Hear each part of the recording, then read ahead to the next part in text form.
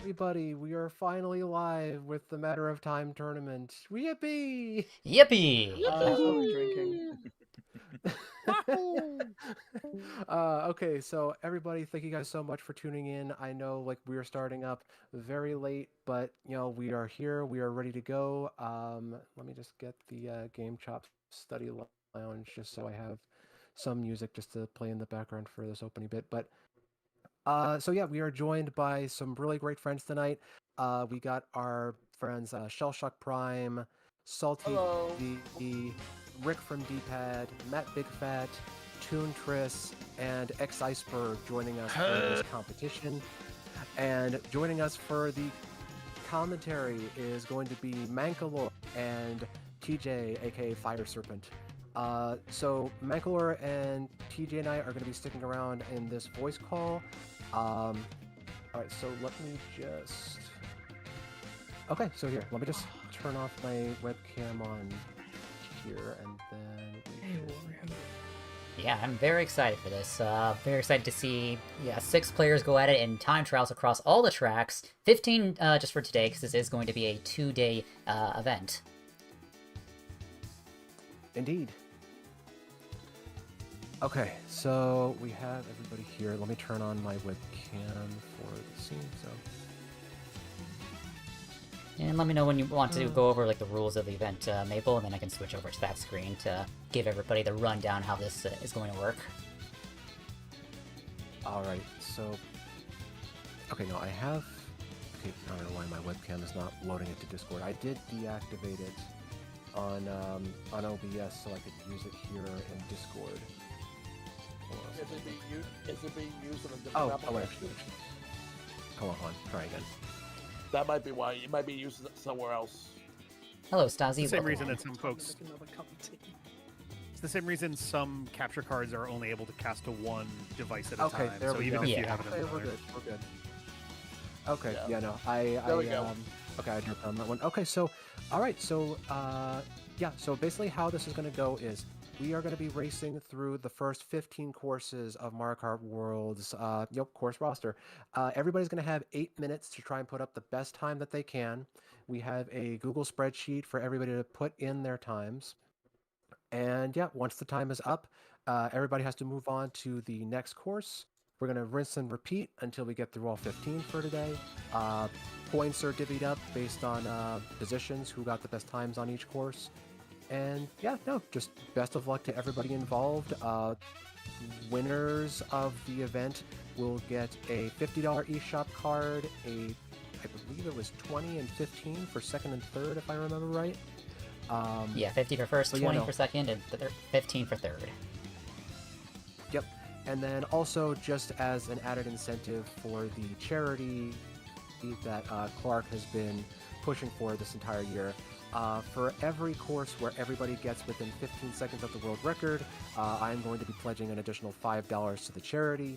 I did add one other little stipulation where if not everybody gets it, but at least one person in the competition gets within 15 seconds, I'll add in another dollar.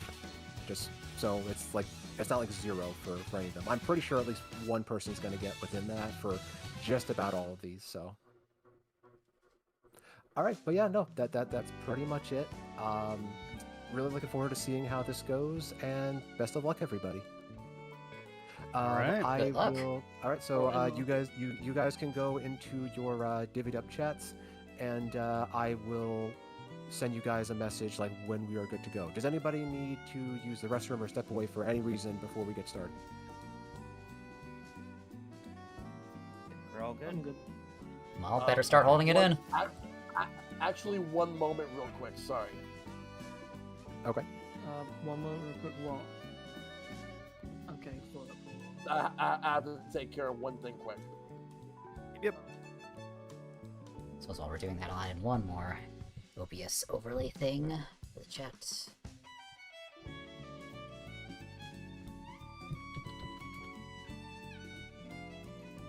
Again, I'm really sorry for how late this whole setup was. At least now there's a sequence to this. We kind of all know how to connect to this, and we'll be able to get this done a lot faster tomorrow. Hold on. Yeah. And like, Number 7. All right, so yeah. Are there any courses that you guys are like feeling pretty good about for the evening, or nope.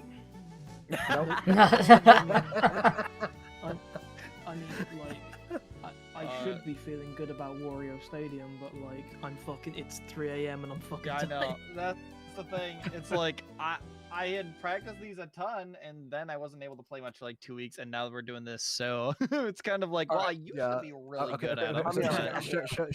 Let's see. Okay. So guys, yeah, let's get this started. So Great, now I I will send you guys a have an message. excuse I for will send you when I guys a lose now. message. All right.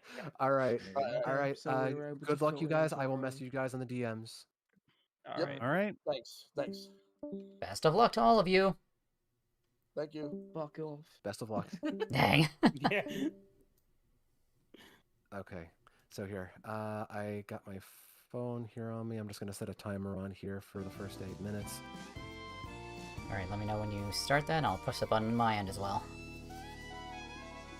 Just so we're all in sync. Okay, so. Oh yeah, and then actually let me stop streaming that so that. Hold on a second. Stop streaming that. Okay, there we go.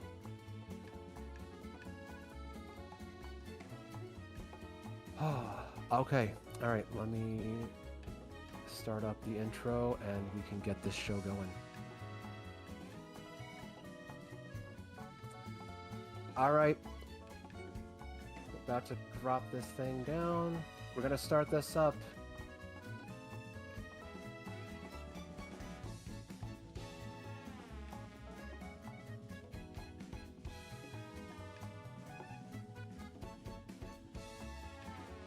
All right, go. Start up the timer. Timer started. So, the first track everybody's going to be going to is Mario Bros. Circuit. So, for this track, there's a shortcut that is at the beginning that we may not see some of these competitors doing. So, I'm just seeing everybody getting started. X Iceberg hasn't started just yet. Hopefully, they've gotten the memo. Okay, now they're starting. Yeah, no. So right now on my end, I see that Shell, Triss, and Rick are all getting started. Yep, everyone's booting in, and yeah, X Iceberg is just about to start up. So, yes, everybody has 8 minutes to get the best time they can on Mario Bros. Circuit. So they can have a limited amount of attempts. Just they could go for like really fast times if they as fast as they can, or just go with whatever is comfortable for them. We have a variety of combos being used, seeing a few meta combos, and let me look up what the world record combo is for this course. Yeah, no, I was looking into Shortcat's video, like just kind of reacting to a lot of the world records. I think it's like the V twin chopper, I believe. Or it's one of the bikes, if I remember right. Bring it up. I have two switches, so I can actually look at this stuff. So it is actually Swoop on the Rob bike. On the Rob bike, okay. Yeah, it's a very light That's combo. kind of interesting, because yeah, it's a very light combo, not very high on speed. I know that it's like typically like acceleration is like really valued for like that extra boost from mini turbos, but I figured for like the first course in the game, like you'd kind of want like a more high speed combo. Yeah, there is a lot of rail grinding on this course, and the all the characters move at the same speed while on the rails, so the lighter and slower combos kind of get more of a bonus from the speed boost than a heavyweight combo. Yeah. Okay, so we haven't had a time submitted yet, but it looks like Triss is about to finish their first run. Yeah, all they have to do is just finish any one run, and then they get and then that's all of them they need to submit, because if they forget to submit a time in time, then they're gonna have 0 points and an extra 30-second penalty on top of whoever got the lowest time. Exactly. And thank you, Dubba, for the raid. Very much Okay. appreciate it.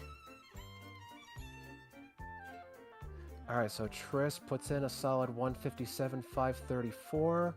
We got Shell Shock bringing in Shell a just 212. wrapped up there.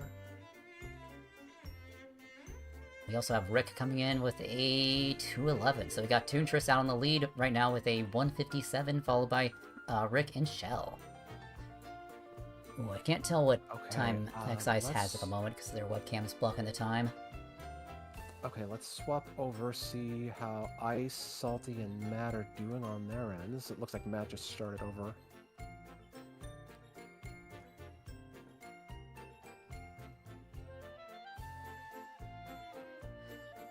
Salty going in for that shortcut to get the rail very, very tight there, and jumping off earlier than I see other people do. Interesting choice there.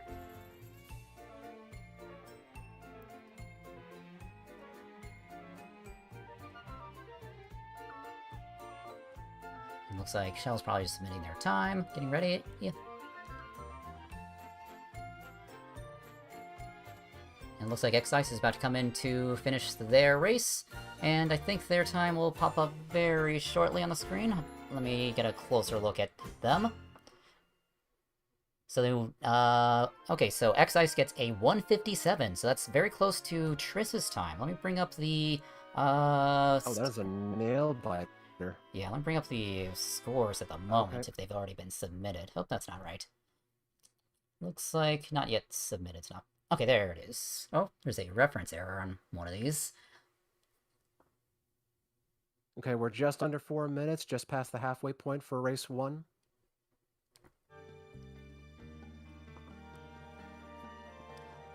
Alright, Salty's about to come in to finish. Getting close to a... Could they get a sub 2 minute out of this? Coming in with a 2 minutes 886. Oh. So it is very close between Triss, X-Ice, and Salty right now. So if Salty can shave off another 3 seconds, and they can get into the contention for top 2 for this first course. Okay, hold on a second. Let me put in Shells there.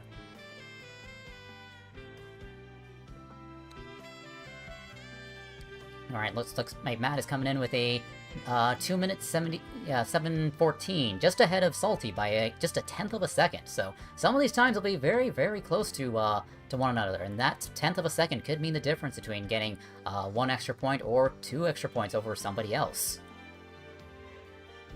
Okay, I'm gonna hop over to the call just to be sure that Shell knows where to put the time. I will be right back. Okay.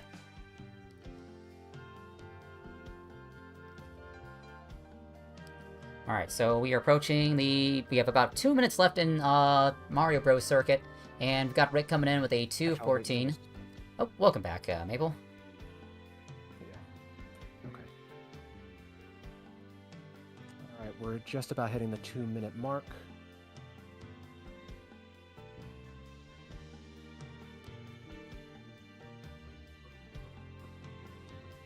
Alright. Oh, Matt is uploading their time. Yeah, you don't want to upload your time, otherwise you're going to be costing yourself precious seconds for getting another potential run. Shell Shotgun. Oh, I actually did tell everybody that they want to upload their times if they make a new record on their end. Oh, okay, never mind. Just so everybody can like potentially try to race against each other's ghosts if they do have a really good time. Okay. So is that required, or because I guess if I were playing, I'd be like, no, I'm not gonna upload it just to get some extra seconds. Yeah, no, I do have it as a requirement on this one. Yeah. Okay, gotcha.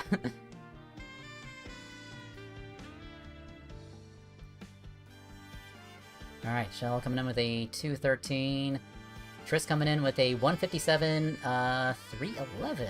Looks like that's is that a new PB over the last one? Not quite. They still got a 1:57, 1:29, which I think that puts them in the lead for the time being. Let me just have a look at the spreadsheet so far. Might be a bit for them before they enter in their times, but from the looks of it, I believe we have Triss out in first place for Mario Bros. Circuit. We have less than a minute left to go. These players do need to submit their times, because I only see 2 times submitted on the table, unless there's a reference error going on here. I'm getting a reference error in my end when I'm looking at the score sheet. Okay, never mind. I see 4 times submitted here. Okay. But it's only submitted in seconds, so it's a bit harder to see there. Yeah. So Ice. Oh yeah, and Hito's not here anymore. Well, once that's all settled, we'll just clear that one out next week. Okay, so. Alright, 10 seconds. And once the 8 minutes are up, the next 8 minutes will begin for the next course. So you could be in the middle of your run for the current track, which is... and that's the timer going off on my end. Now let's get the timer going again for the next course, which will be Crown City. Crown City. So we have some players who are still doing their times on Mario Bros. Circuit. Timer is still going, so that any runs still left on Mario Bros. Circuit will eat into their time for the next course. Exactly. Ooh, okay, it looks like Rick made an improvement on their time. One thing that some players might be doing is they might be waiting until the end to like maybe put in their time just to save, you know, their own time with playing the game. But you know, they have to try and keep their best time in mind. Like try to memorize. Yeah, it's kind of tough if anybody tries to do that. Yeah, you gotta pay very close attention to it, or even take advantage of the Nintendo Switch screenshot feature. That'd be a great way to get your time saved. That is. Yeah, we're already thinking of all the strats for this tournament. Alrighty, so I'm gonna bring up Crown City's information. What is the world record combo for this particular track? I believe it is a speed combo. Yes, it is. Yeah, we have Mario Yeah. on the Bulldozer. Wario and the Bulldozer. Very fast combo. So it looks like our players are opting to use probably their preferred combo for regular races, just so that they're more comfortable with doing a variety of courses. Because if they have to go between different combos for each track, it might be a bit difficult to get used to. So I definitely respect the play with going for comfort over the optimization.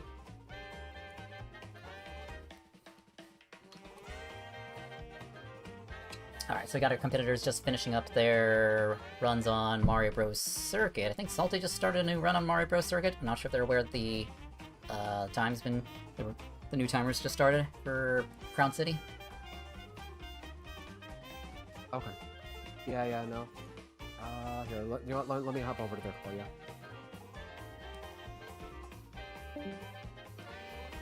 Alrighty, so we got Matt starting up another run on Crown City. I think our competitors are still getting ready to move over to Crown City to start theirs. So we got Matt out here with a little head start. Triss is going for another run. I think... Wait, have they been informed that...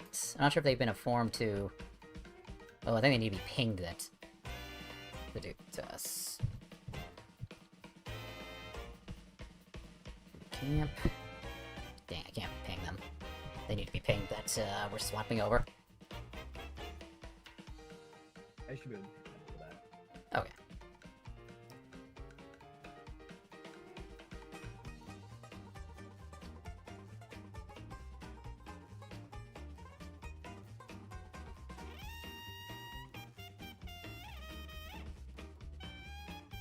Alright, so we're coming in with another 207 on Mario Bros. Circuit.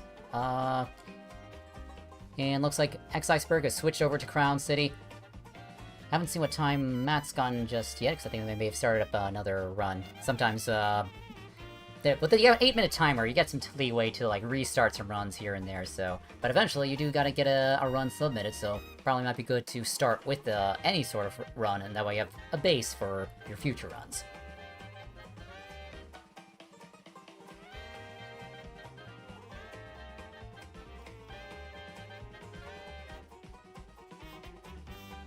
Alright, so we got Matt out here doing some rail hops in the middle of the first section, entering into section 2.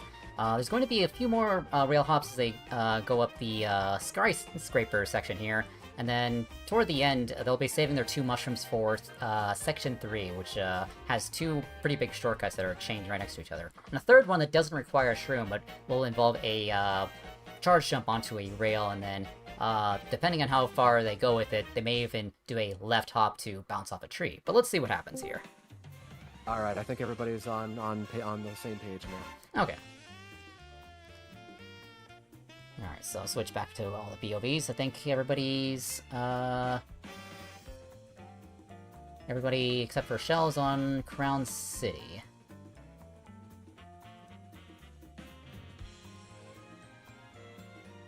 Oh, wait,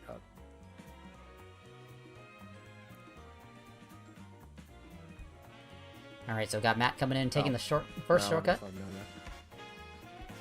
And then we have Matt taking the second shortcut. Let's see if they're going to go for the charge jump here. They're opting to just go around the rail shortcut here. It's good to staying to the tight lines. Unfortunately, bumping into the rail there and doing a restart. I don't know if they submitted a time just yet. I would have kept that time to at least have something on the board and ready. Especially as we're coming up on 3 minutes now. Definitely pushing it. Yeah, at this point, because this course is about 2 minutes, well, adding in a couple extra seconds. Yeah, This the record board is a little over, so like that maybe if they reset for at least one last shot. Yeah, I imagine we'll probably get like an average, maybe like 2:30 or something here. So definitely get something submitted. You don't have much time left.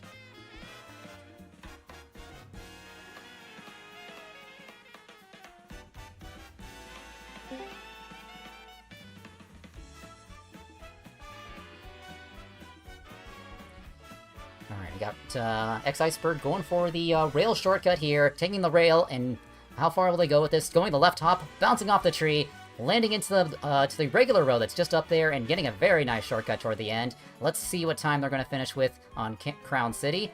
And this time for X-Ice is going to be... Looks That is like... an excellent cut at the end. Yeah, that is a very... Yeah, very nice cut to pull off. Very satisfying. A 2:18 from X-Ice for their first submitted run. Solid. We got Toontress also coming in with the same shortcut. Also going for the... ooh, gets a lower air time from that. That's definitely going to give an even bigger time save. And getting a nice Ooh, rail this is hop gonna be there. a nail biter. And they get a 2:15, 3 seconds ahead of X-Ice. Okay, it looks like D-Pad is just about to finish up one of their runs. They're clocking in at about 2:33. Yeah, 2:33. So we have our top 3 for this course so far.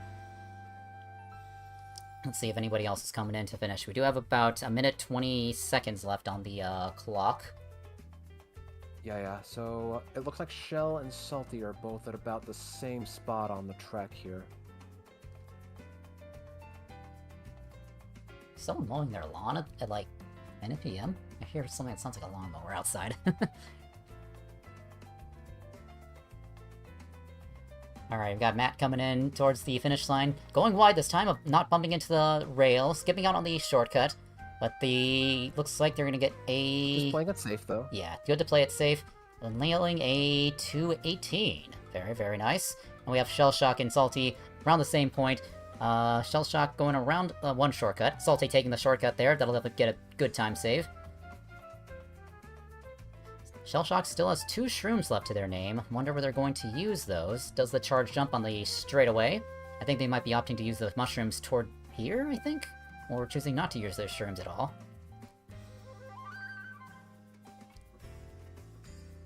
Alright, time is just about running out, and... Salty gets a that 2:19. is it. Shellshock is a Alright, 2:28. so-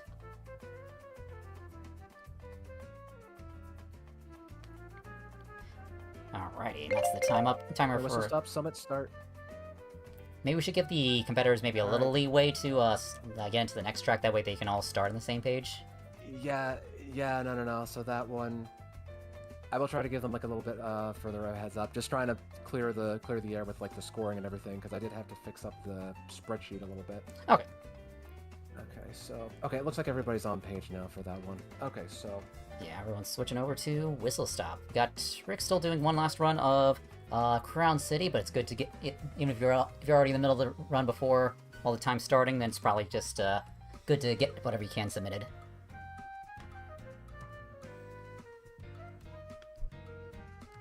Alrighty, for Whistle Stop Summit. This is the track that I've time trialed the most out of all the courses in the game. This is a light character mock rocket track, and there is a really, really cool shortcut toward the end, which is very, very precise. I don't know if we'll see that performed by anybody here, but let's see. We got Toontress going for... Oh, Toontress is coming up to it. Okay, no, they're not going for it, but if anybody can do it here, I can see Iceberg or Toontress potentially maybe try and pull that one off. Yeah, we also got Toontress trying to go for the the wall hop at the very start of the course, which is also a very big time save here. This track is like, for a Mushroom Cup track, this has like so much tech going on, and like there's so many potential for time save. Like, if you can nail like the big shortcut toward the end, that's like a full 2-second time save.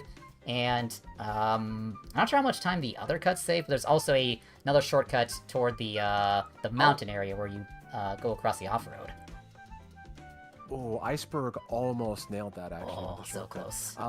It's really tough to get that wall disconnect to make that one work. It's really crazy again, like you said, just for it being a Mushroom Cup course, this course has an incredibly high skill ceiling. Yeah, there's so much tech here. Like, you can cut off the U-turn, you could cut off the off-road on the shortcut, or just hop off the rails to get some extra speed, because you don't always want to, like, spam the jumps on the rails. You want to go into, like, a rhythm, that way you get the most out of your speed boosts. Ah, that's unfortunate. Iceberg missed the rail on the... It might have been the third lap, actually. Oh, no. So that's gonna eat up a lot of their time. Yeah, they still got some time for some resets, but eventually you gotta submit something. And even just getting just one of the, or two of the shortcuts on one of the laps, then that'll still get you a good time save. It's about getting consistency, rather trying to get it super optimized. Yeah, no, that's another thing that's like really interesting about a competition like this, where like you definitely want to try and get it the fastest time possible, but sometimes you just gotta kind of settle for what you can manage. Yeah, settle for what you get. Alright, so we got Shellshock coming in with a 2:13. I think that's the first submitted time for Whistle Stop.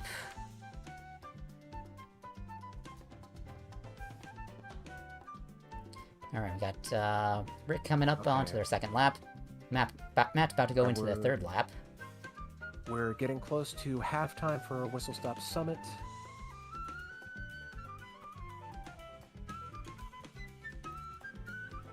So do you find yourself able to pull off that shortcut at the end pretty consistently, or is it still kind of comes and goes? I've actually been getting it down pretty, like, I'd say probably about, like, 60% consistent on it, because I've gotten a couple runs with 3 for 3 on it in time trials, and occasionally I get it, like, maybe once or twice in an actual race, but on actual races I'm focusing more on pulling shrooms for the final shortcut there, so that's definitely more consistent to go for. Mm.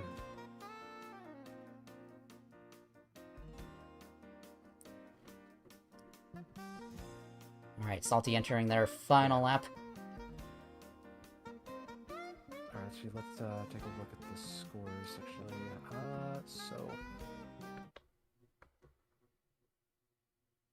Oh, I don't know who... Wait, 157, 324. Who put that? Okay, that was Iceberg. Okay.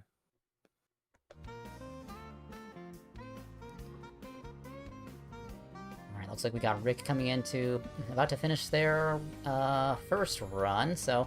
Let's see if they can get this shortcut here. Skip out on the shortcut with the last shroom, so imagine they're just gonna boost toward the end. Getting a 2:14, just behind, I believe that's Shellshock, who submitted the first time for Whistle Stop.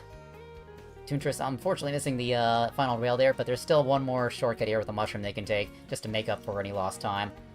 And with that mushroom boost, that gets them a 2:02, putting them into the lead for Whistle Stop Summit. Oh, wait, that was Salty? No, that was Toontress who got the 2:02. Oh, Toontress. Oh, I see Salty just submitted it. Just got a time. I didn't quite catch what they had gotten.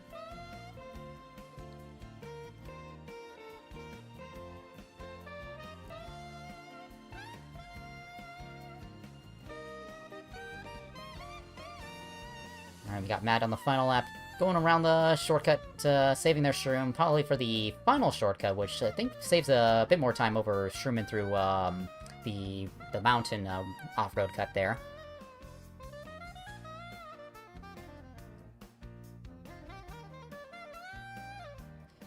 Let's have a look at Matt, see what time they will get from their run, and looks like it's going to be clocking in at a 2:06 for Matt. Yeah, okay, that's actually not that far off from Triss. If Matt pushes hard enough, I think he could make a push for, like, if not first, then definitely podium for this course. Yeah, like, you don't... Actually, unless he already has it.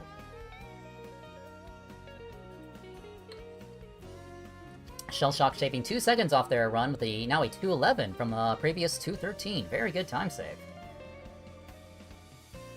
Alright. We got some more times coming in. Looks like Iceberg is coming in with a 2:06. Alright, we're getting down to the last minute for Whistle Stop Summit.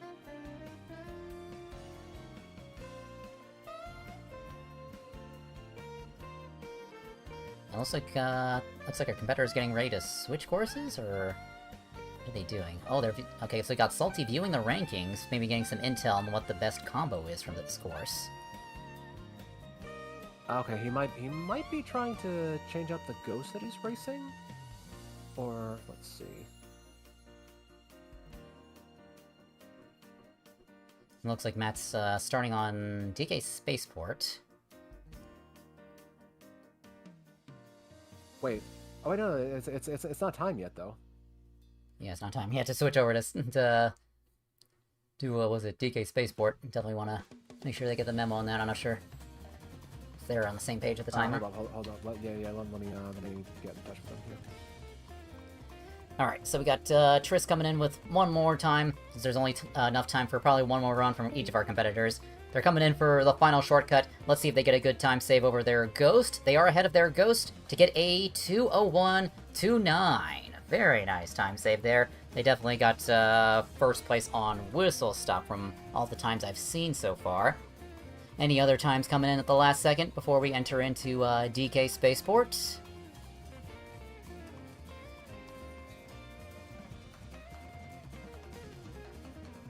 Okay, looks like Iceberg and Rick about to enter their final lap, so they'll have time for one more run before we make the switch over to DK Spaceport. I shall get the information for that on standby for when we need to talk about that.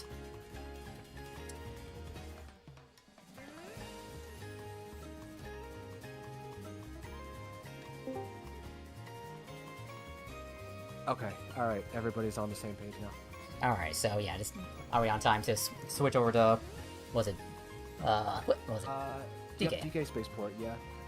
Yeah, so it swapped over while I was on the call with them. We're at about 7 minutes left now.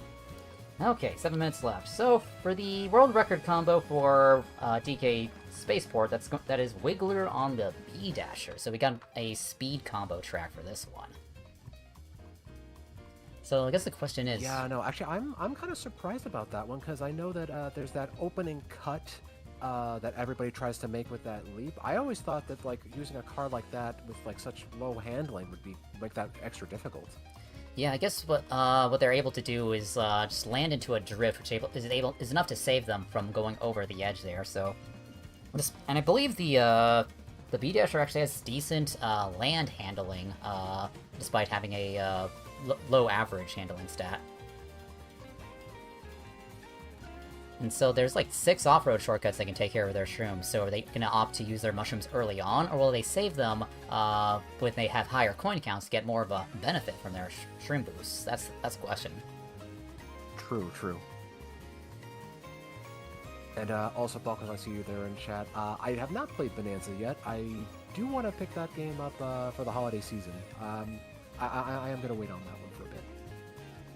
Got an Iceberg, unfortunately missing the turn cut there. Yeah, getting the turn cut on the very beginning, and even the turn cut, like, just before the end of Section 1 is going to get you a big time save over the competition. And also, we've got Shellshock and Triss coming in with separate times. We've got 135 for Triss and 143 for Shellshock.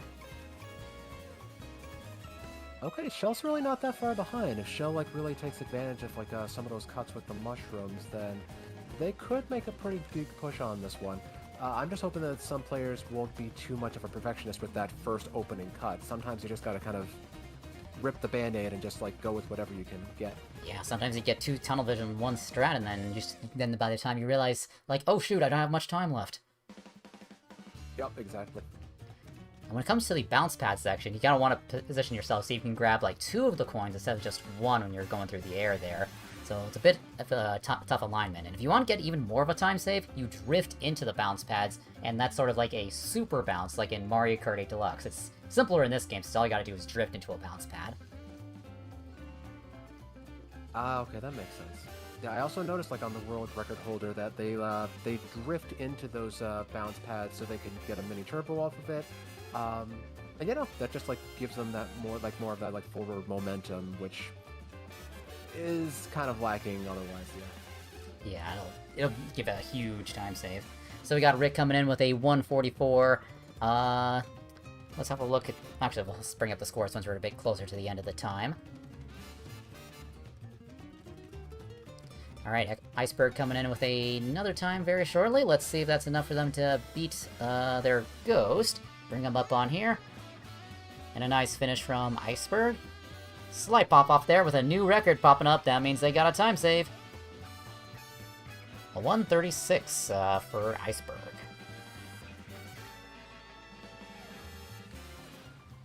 And looks like Salty's bringing up the world record time trial to get some more intel what the best combo is for this course. Okay, we're at less than 4 minutes, about 3.5 minutes left. Yep, they're watching the world record, still getting some information out of it. They're not racing about it, but they still got a little time to study for the test. I wouldn't be surprised if they're just looking at it specifically for that opening cut. Yep, looks like that's what they're doing. That's exactly what he's doing.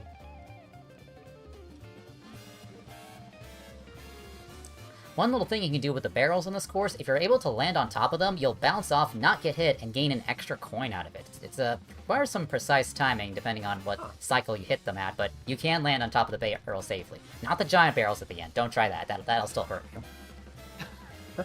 I never actually knew that about this course. Yeah, there's like a lot of course obstacles in this game where you can just jump off of them and then it gives you a coin. Like on Moo Moo Meadows, like world record strat, they just jump off all the cows and get so many coins out of it. I was literally about to mention that one. Well, we got Matt coming in with a 139 on their run. Okay, actually, if I remember right, that's pretty darn close to Chris's time. Yeah, because I think they may have done like a 133 or so, 6 seconds off. 135. 135? No, 135, so only 3 seconds.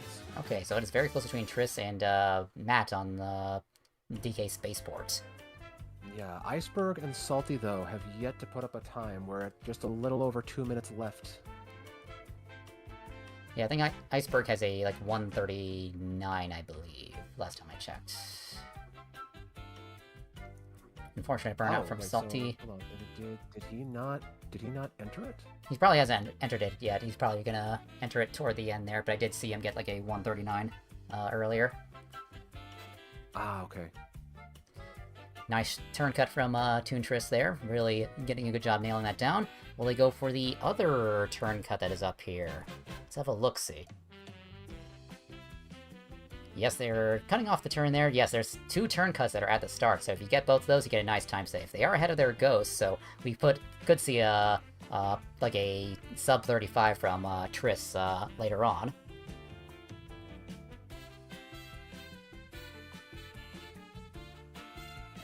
Iceberg almost got the cut, just clipped that one. Oh, that's unfortunate. It looks like Matt's starting on Desert Hills early. Oh, he might be just looking at, he's just looking at a ghost at the moment. Oh, they're just looking at a ghost, okay. Looks like they might be satisfied with their current time and just getting some intel for the next course. You know, honestly, that is a pretty good strat. Like, honestly, I think Matt is actually setting himself up for potential overtake on some of these future courses if he's preparing himself like this. Yes, yes. Oh, actually, Welcome in, Epic Shadow.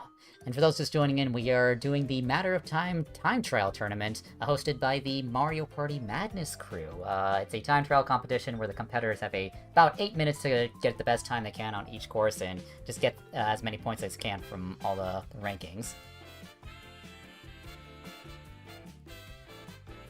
Alright, Ice and Salty, you gotta lock in, get in some time. You don't want to leave any blanks on here.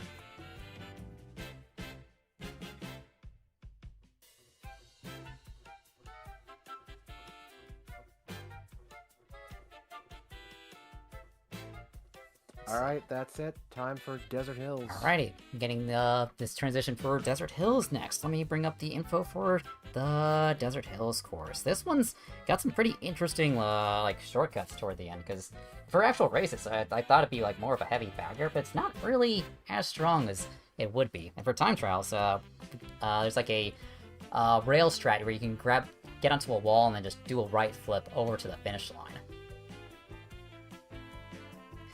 But before we go over to Desert Hills, we got some last-minute DK Spaceport submissions coming in. Yeah, no. Understandable. DK Spaceport is such a long course, so, yeah. We got a 134 from Triss. Triss. Yeah, the sub 35 by 2 milliseconds. And we got Iceberg with a 136 coming in. And Shellshock's coming in with their time very shortly. Okay, I think Iceberg just nabbed second place on DK Spaceport for that one. And with a 141 from Shellshock. Oh, Salty's coming down the final stretch. This is going to be the last one to finish up the course. Rick getting a Will they be 141 as well. It's going to be close. Salty might nab third on this one. I think Salty does take third on DK Spaceport. Salty's stream just pause? Or end? No, it's still running on my end. Okay, on my end, it's stopped for some reason. He clocks in at 137, 614.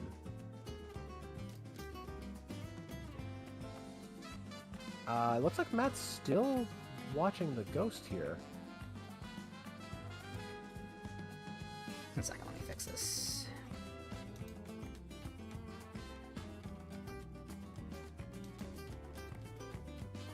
Alright, let's see how the others are doing in the other group with Shell, Rick, and Triss.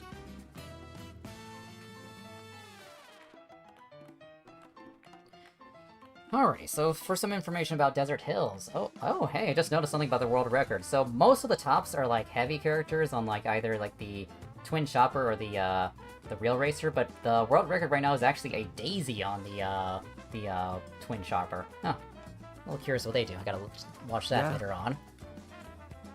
Yeah, for that one, I did recently watch that one.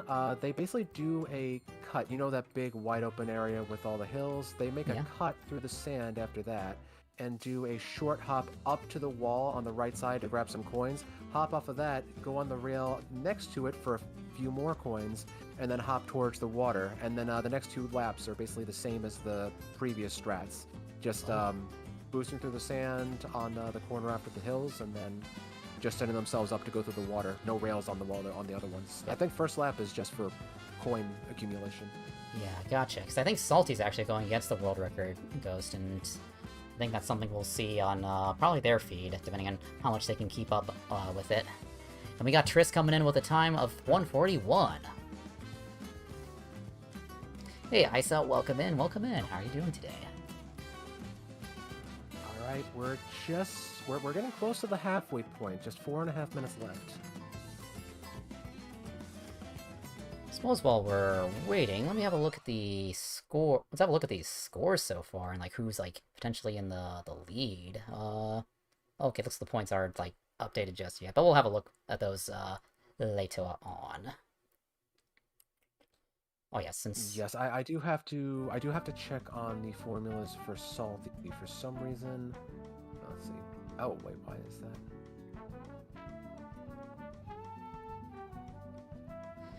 We got Rick coming in with a 152, and Shellshock did get a time. I didn't quite catch it before we switched between screens. Iceberg's doing a charge jump with a mushroom, landing on the wall, able to land into the water and get a nice shortcut there with a new record. Let's see what time they got out of their run. That is a 144, so I think they are the second fastest time, because I think Triss had a 141, so they're just 3 seconds behind. Alright, 3 minutes, 30 seconds left on the clock. Alright, I'm just gonna see what's going on with, let's see what's going on with Shell here.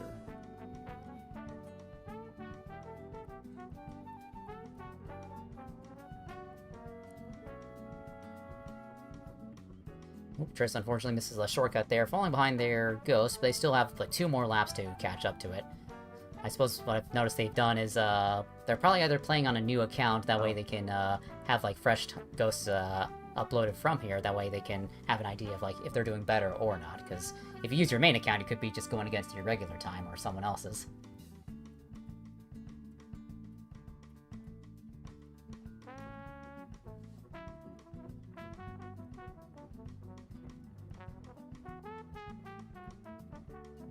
Okay. Alright, let me head over to the other chat. I know what's going on with Salty's scores. Gotcha. Alright, so we got Matt coming in to finish up their most recent run. 1 mushroom left. How are they going to take the ending here?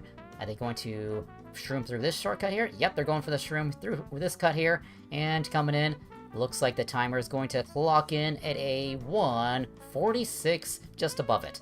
So that puts them in 3rd place overall from all the times we've observed so far. I keep missing Shell Shock's time before they can submit it. Eventually we'll figure out what time they get, so I just keep a closer eye on them when they finish their next race. We probably should have like around like 2 minutes or so left. I didn't get the timer started on my end, so I'm just defaulting to Maple's judgment on when the time's going. We got a 1:49 coming in from Rick, saving over their previous time. I think they had a 52, so good 3-second time save off of that. Triss getting a time save down to 1:41.2, and I think I'm not sure what time Matt just got. Well, welcome back, Maple. Hey, welcome back. Yeah, I kind of left their chat at a very funny moment. Iceberg just saying, "Why is not taking the shortcut faster? What the fuck?" And then I left.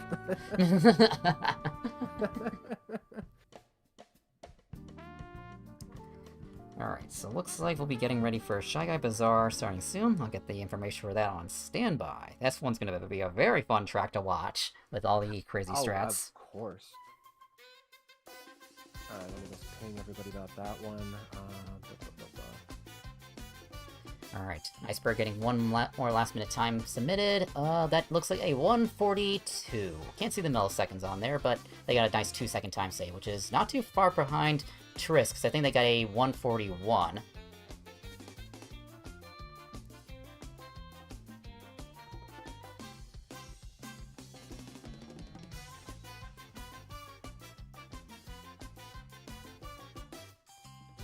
Shell Shock coming in to, Actually, we'll focus on Shell Shock this time, so we keep missing all the times they keep submitting, so we'll keep our eyes glued on Shell Shock, get an idea of what time they're about to get this time around. They're getting a nice, mushroom boost across the shortcut here. Let's see if this will be enough to beat their ghost. They are ahead by about a second. That clocks in about 1:46 for Shell Shock. New record for them, and what time save did they get out of that? A 1-second time save, as predicted. Starting to get an idea of, like, how far in the minimap is about a second or so, because, I don't know, I just look at the minimap, it's like, okay, you're this far behind, but, like, I don't really know about it in, like, terms of, like, time and how much that is. Okay, Shy Guy Bazaar starting up right now. Alrighty, so for Shy Guy Bazaar, we have a lot of rail cuts at the very start. You just hop onto a rail and then bounce across some ropes, and you'll get up to an upper path that is, like, really fast. And so for the world record combo for this course, it's a Baby Peach on the Mock Rocket. So light combo this time around. We got Matt downloading a time. Looks like your time, Maple, to get an idea of what to do. Oh, okay, I'm flattered. Funny enough, I actually recently tried practicing a few of these just to get a handle on, like, the updates, and I did improve on my time from earlier, so hopefully it'll help. Yes, that'll be some very good advice. Looks like they're just watching the time to get an idea. We got Triss going. Looks like they missed the initial shortcut, but there is a backup strat where you can hop onto a rail and then get up to the upper path a little bit later on there, so to get some time save if you miss the rail. Oh, actually, oh no, I don't think this is an... Yeah, this is definitely an old one. I don't really take this line anymore. Oh well. This was before I knew about the ropes on the right side at the very start of the course. It could be a little bit tough to have that consistently at the very start, though. Yeah, I mean, with the 8 minutes we were given, I don't know if that's enough time to learn, like, an advanced shortcut like that, but it's good to get an idea of, like, what the basic lines are for this course. Yeah, no, exactly. Salty getting in a 1:43 on, what was it, Desert Hills, the last second, and let's see if there's any other times about to come in for Shy Guy Bazaar. We got Triss on their second lap, so we'll start seeing some times coming in within the next minute or two. Ooh, Iceberg getting the starting cut up there, landing on the rail, hopping to the left. They're trying to go for, like, the world record, like, the world record strat where they hop onto the rail, and then I wonder if they're going to try to do the charge jump to cut off the S turn there. So I saw the setup for that. That was a really good execution by Iceberg. Yeah, I don't know. Like, he's really pushing for this hard. I feel like he could probably try and... I don't know. We still have some time. He could kind of try and dial it back to, like, just take the line here, just stay on the right side, up top, and, like, you don't have to go for all of the extra strats with going on the lines through the Bazaar shop area. Yeah. I think the rest of this should still be good enough to, like, put him in a pretty good spot. Yeah, this looks like Iceberg definitely has the most knowledge of this course so far, because I think out of everyone I've seen so far, I think they are the only one going for the rope strap. Oh, I see Salty going for that rope strap. They're about to get it, hopping up to the top spot. So I think 2 people in here I've seen so far who are doing this strat. They'll get the big time advantage on this course compared to all the others. Yeah, no. If anything, I do believe Iceberg, Salty, and Trist, I believe, would probably know about some of these slightly more advanced techs, yeah. Alright, Shellshock coming in with a 218 to their name, followed by Rick with a 217. Okay, I've never seen somebody take that line. So Triss actually went through the bazaar shop and hugged right towards the stairs and stunt up the wall to get up to the right side from there. Yeah, if you, miss out on the rail at the very beginning, that's the backup strat to get up to the top off path to get some time save out of it. Oh, okay. Never seen that middle ground before. Alright. Yeah, it looks like Triss, is just opting to stick to that strat, so good to be consistent rather than go for a very hard strat at the start and mess up a lot.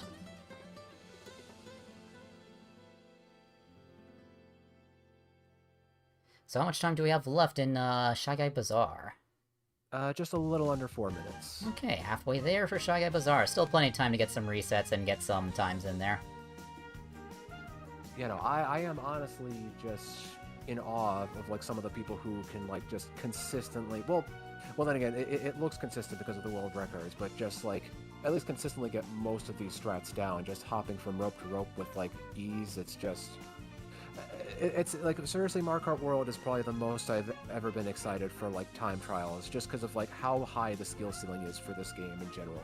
Yeah, the movement system in this game is just amazing with all the wall riding and the rail grinding, and even like, I find it crazy how you can just bounce off of poles. Like doesn't make any sense, but the game just lets you do that. Like it just encourages so much creativity with just like how to approach all of these courses. It's amazing. Yeah, like if you mess up like one strat, there's like a backup strat to like save like some time out of it, like we see at the start of Shy Guy Bazaar. It's just so much potential with the tracks, and we're even finding new strats like every like week. Should I put up and play along and see how well I do? Definitely try it, Isa. Yeah, no, if anybody here wants to try and compete alongside them, just like see if you guys can put up a really good time, go ahead. Yeah, Isa's a Mario Kart World speedrunner. She's gotten a couple times submitted for the all Grand Prix category, so they definitely have a lot of experience with this. Alright. Alrighty, so Shellshock entering their final lap. Let's see if they get a time save over their 218 from earlier. Salty getting up to the top path on 2 of 3, and Matt's coming in with the time. Let's see how they're gonna clock in. Coming in with a 209.5. Okay, not bad. Yeah, I haven't seen what time Triss and Iceberg have gotten yet. I'm not sure if they've submitted anything, but yeah, I know both of them like really want to try and perfect their lines. I think they're pretty much going to be the last people to submit their times most of these races. Fair enough. So yeah, I think that's currently the fastest time we've seen so far. We got Shellshock coming in with a nice time save of the 212 over their 214 from earlier. Ooh, very nice. Okay, Shell's creeping up on Matt there a little bit. We're getting close to the last minute for Shy Guy Bazaar. Yes, our racers are definitely want to start submitting something ASAP. That way they can get onto the board. Oh, Shellshock actually got a 218 earlier, so 6-second time save. Huge Wow. gain there. Looks like Matt's getting some intel on the next course. That way they know what to do next. They're downloading your Ghost again for some more information. Wash. Alright, Iceberg ending the top path. Looks like 3 for 3 so far. So we'll see what time they're able to get in for this. Triss coming in with a 203 to their name. Looks like Salty's doing one more run before we switch over to Wario Stadium. I'll get the information for that up and ready very shortly. Yeah, another high-tech option, one right after the other. Yeah, it's like these early courses in the Grand Prix are like crazy with the amount of tech. Like these should be like lightning, like special cup courses. Like what are they doing here? Flower Cup, by all honesty. I mean, you have this, you have Wario Stadium, you got Airship Fortress in the Flower Cup? Yeah, and then you get that Peach Stadium variant that's just like a big, like, oval. It's like, what? Y'all run out of good ideas for the courses? Oh, we got Iceberg coming in with a 2:02, which I think is the fastest time, because I think Triss got a 2:03. Okay. That is time's up for Shy Guy Bazaar. We are moving on to Wario Stadium. Gotcha. So, looking at our world records for Wario Stadium, that appears to be a Sting Bee on the Real Racer. Yeah, Real Racer's been pretty consistent with the tops for this course. It's a very fast combo across all terrain types. Has low handling, but has it's one of the best combos out there for when playing intermission courses. Makes sense. All right, Salty, I think is the last one working on Shy Guy Bazaar. I'm just going to keep an eye out and just see how he does with this last run here. All right, we got Triss coming out doing the rail start at the start. This is where you'll gain the most time save for the course. And there's also a couple more rail strats here. We could take the top to the left wall, get up here, get your next 5 coins, and then hop off the rail there for another time save. There's also a more advanced U-turn rail strat there. I'm not sure if we'll see anybody go for it, but it involves hitting a charge jump and hitting a coin just the right time, and you'll get up to the wall and hit a hidden rail that's up top there. Yeah, I think Salty fell off the map, and that's tragic right there. That's unfortunate. That does clock them in as 2:07, so that probably puts them around. Despite that is really good still. Yeah, it's a really good time. I think it puts them around like 4th or 5th place on the standing for Shy Guy Bazaar. Ooh, okay. I thought he wasn't gonna clear that for a second right there. Yep. Like the front of his car was just like clinging onto that. Yep. Oh, Ice trying to go for that wall strat. Unfortunately, misses it. Yeah, if you do try to go for the wall strat and don't have enough height, you will get launched off the wall at a really weird angle and lose a lot of time. But if you realize you're not high enough, you can just hop off the wall and salvage less of a time loss from there.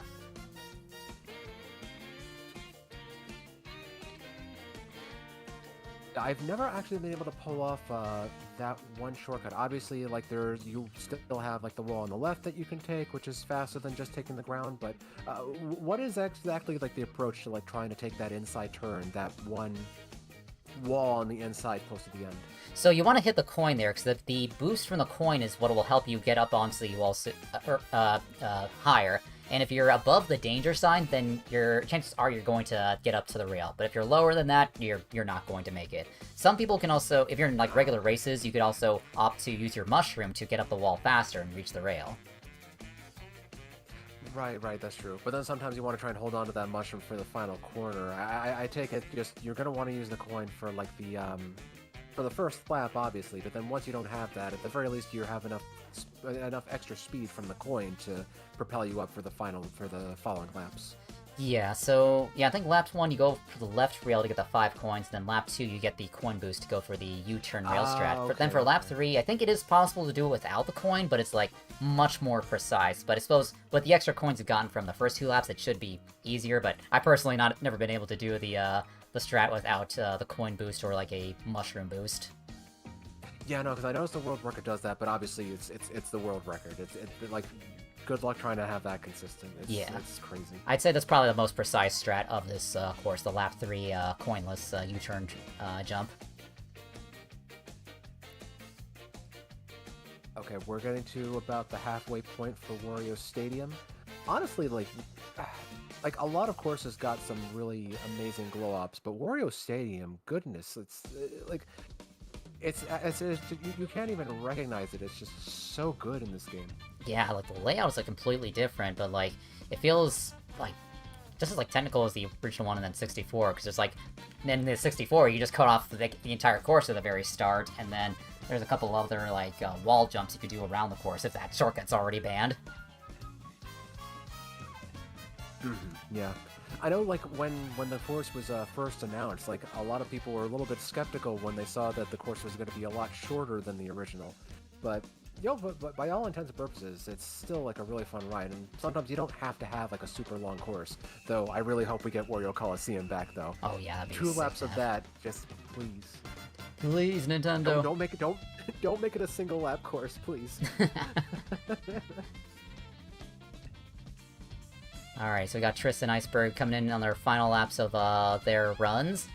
Triss getting a nice wall right up to the top, as is with Iceberg. So let's see who goes for the left hop at the start of the rail here. Looks like Iceberg went for the left hop, which is a little faster than doing the straight hop, but it is riskier since you risk throwing yourself out of bounds.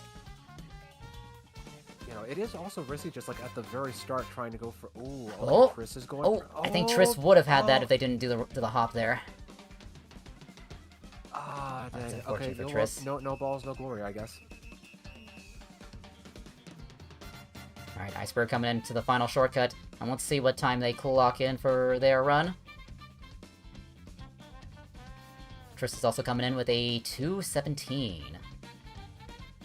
That is a Okay, not 2:14 bad. from Iceberg, who I believe is in the lead for Wario Stadium at the moment.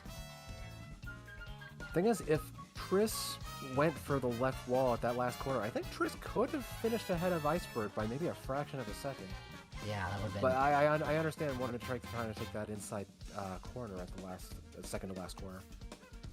All right, so about 2 minutes left for Wario Stadium now. 2 minutes to go. There's still time to get a few resets. Well, actually, yeah, probably one more reset, and then you gotta get ready to submit with whatever you got. All right, I see Matt and Salty are about to start up another run here. Let's see how they both do. We also have Shell Shock coming in on their final lap, so we'll see another time come in from them very soon. Shock, unfortunately, falling off the rail there, having to go wide, but they still have the mushroom to boost across the final shortcut up ahead. Rick's also coming in with their last few turns, so let's see what 2 times they will get very shortly.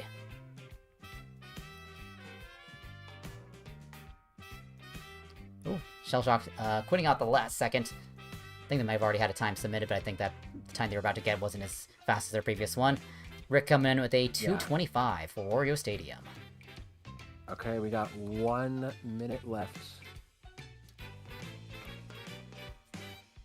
Then I think next course is Airship Fortress. Yep, that will be the last course before we take a quick intermission. Okie dokie. Get that information loaded up. So we got Iceberg landing the U-turn strat to get a huge time save there. That was very good. Was that was on lap 1? So they got they are missing the 5 coins from the they reset. The last cut. That's unfortunate. Oh, that's so unfortunate. Alright, so Triss boosting into their final lap, along with Matt coming in. So I think we got time for one more attempt at these runs on Wario Stadium before we switch over to Airship Fortress. Shellshock's getting some intel on the next course, just getting ready, trying to figure out like what they can do here. Okay, and that's it. Alright, that's it for... Airship Fortress coming up next. Alrighty, switching over to the next course. Oh, Triss almost landing the U-turn strat. An Iceberg gets it. I just saw that. Alright, Shell, first one getting in there for Airship Fortress. Followed by Rick coming in. So, for our world record for this, we have a spike on the Mock Rocket. So, it's a like second to lightest character combo on here. And the big part of this course is going to be the rails at the very beginning. You're going to be landing some rail hops and then doing a flip onto the other rail to get some really tight lines at the start. And then toward the end of the course, there's a charge jump shortcut where if you boost through the off-road and then flip to the left with a charge jump, you can actually get onto the left rail sooner and like get a big time save. So we'll see if any of our competitors do that for the ending of Airship Fortress.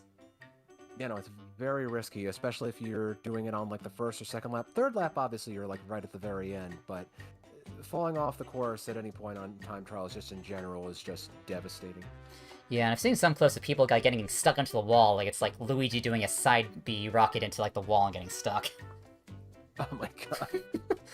Alright, it looks like Salty is finishing up their last run of Wario Stadium. Let's see what they put up. Oh, they hit the dirt at the last corner.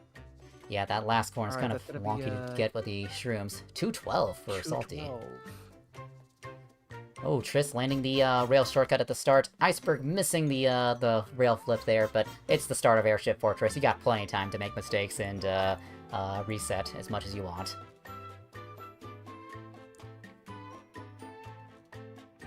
Alright, Shell Shock coming in, using a mushroom across the shortcut here. Having to dodge the Bonsai Bills coming in. Looks like they're going to go for a tight line instead of going for the rail. They do have a ghost loaded, so they might have an idea of like what they can do for future runs. And it looks like Salty's just entering into Airship Fortress. Looks like they're going to be bringing up the world record time just to get an idea. So it looks like they're doing a combo switch. Looks like they know that the lighter characters on the Mock Rocket are going to be very, very handy for this. Like I said earlier, all the characters move at the same speed on the rail, so if you're using a lighter character, you get a bigger speed boost too on these courses. That's why we see a lot of lighter combos on rail-focused courses. Shellshock coming in with a 2:16 on Airship Fortress for their first submitted time. Salty getting a lot of jumps on the rail there, doing a nice flip onto the rail there, going around the rail, doing the world record strat where they go get the extra 2 coins there. They didn't go up onto the rails, but at least that gives them an extra 2 coins to their name, but Yeah, they no. go for the restart. Honestly, just like the timing that you need to have, like to be able to nail that perfectly so you don't launch yourself into the wall, but also like try to keep yourself from taking that chain path.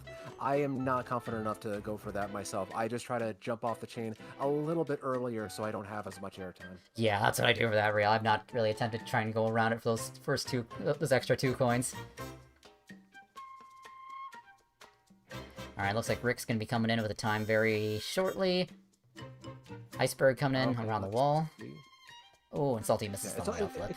It can also be kind of rough to like try and time the disengage on your drift for like the last tower, like just to try and like just to kind of what's the word? Just to make it better, improve upon it. Like I try to memorize that like you have those 5 columns with the torches that you count, and then you know that that's when you have to disengage. Yeah, it is really weird holding the drift around there, because, like, you want to release your mini-turbo early to get another one, but, look, like, it feels like in this game that, trying to chain mini-turbos like that is just slow or just more awkward. Yeah, because then you're just kind of giving up the inside of the turn, and it's not worth it for the mini-turbo.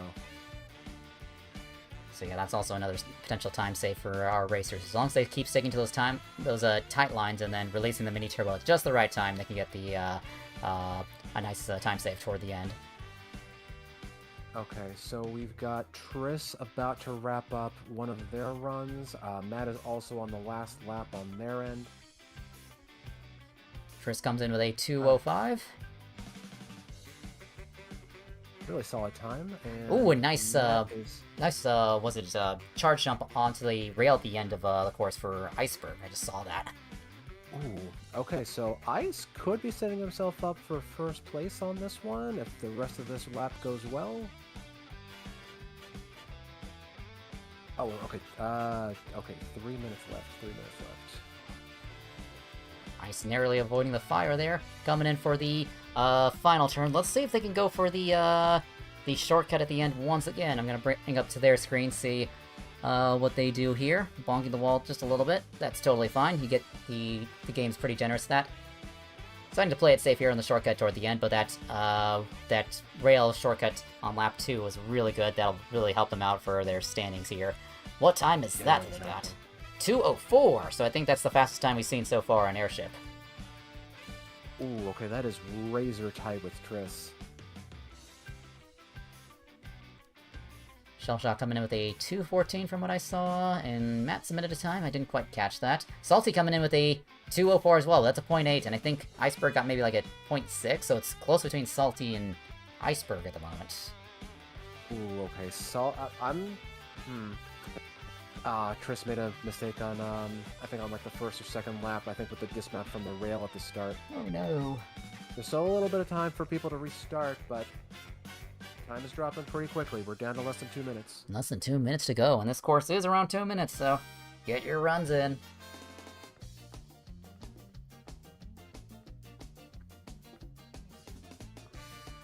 Rick just missed the dismount onto the rail there on lap 1. Still got some time to restart if they want to.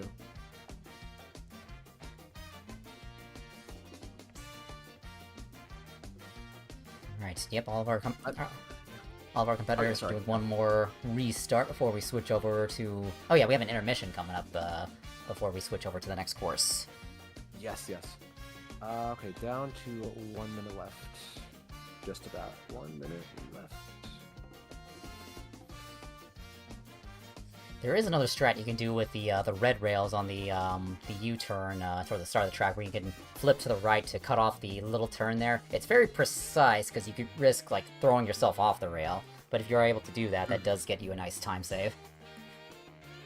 Ooh, okay, I see Triss knows about the little mini turbo after the first tight turn inside the ship. Very nice mini turbo from Triss. Looks like Shellshock's switching over to the next course, getting ready for our intermission. Triss is neck and neck with their Ghost just ahead. You got one more lap to go before we get one more time from them.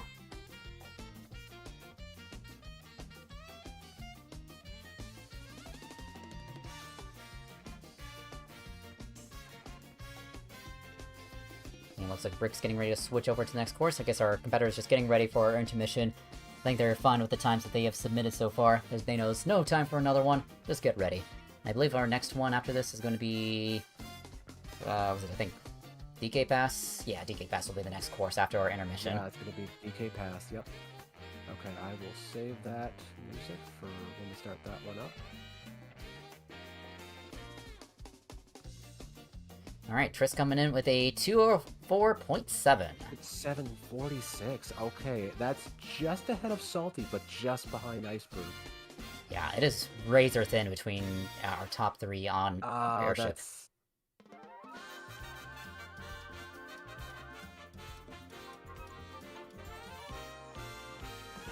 Yeah, it looks like those will be the last few times. We got Salty trying to go in for one more run. So I think we'll probably have like a couple seconds left on airship. Oh, and they Matt misses the rail and flies out of bounds. Yeah, so that's gonna be it.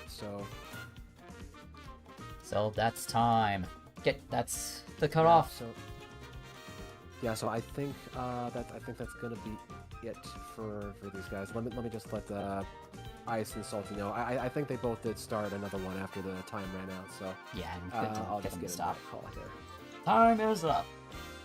Alright, so we'll wait for people to get their time submitted, and then we'll have a look at the what the scores are so far during our intermission, once all that information has been entered in. But yeah, it's been really fun commentating over the tournament so far. It's just a lot of it's really nice seeing a time trial competition for once, because like normally you see just regular races going on in Mario Kart, and that's definitely a lot of fun, but like there really needs to be an official, like, time trial versus mode where, like, yeah, put everybody together at the same time with the 3 mushrooms, and they're all in ghost mode so they can't bump each other, so that'd be a very fun mode to have, which I'm surprised hasn't really been added in any of the Mario Kart games, because we've seen some mods of a mode like that, and that's, like, really, really fun, and that'd be really nice to have, like, a 100%, like, skill-based mode in Mario Kart, besides, like, a skill-based multiplayer mode in Mario Kart.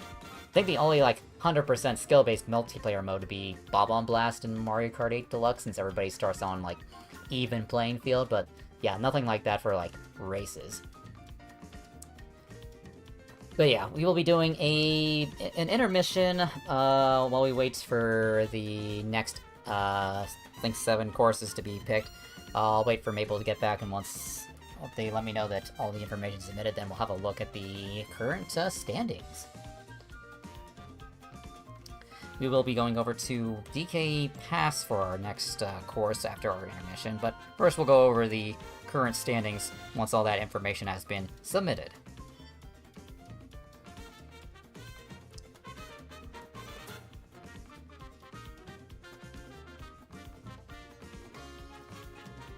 Alright, so let me bring up the standings. Oh yeah, so that's all the information from the Mushroom Cup. Let me go ahead and bring up the Flower Cup stuff.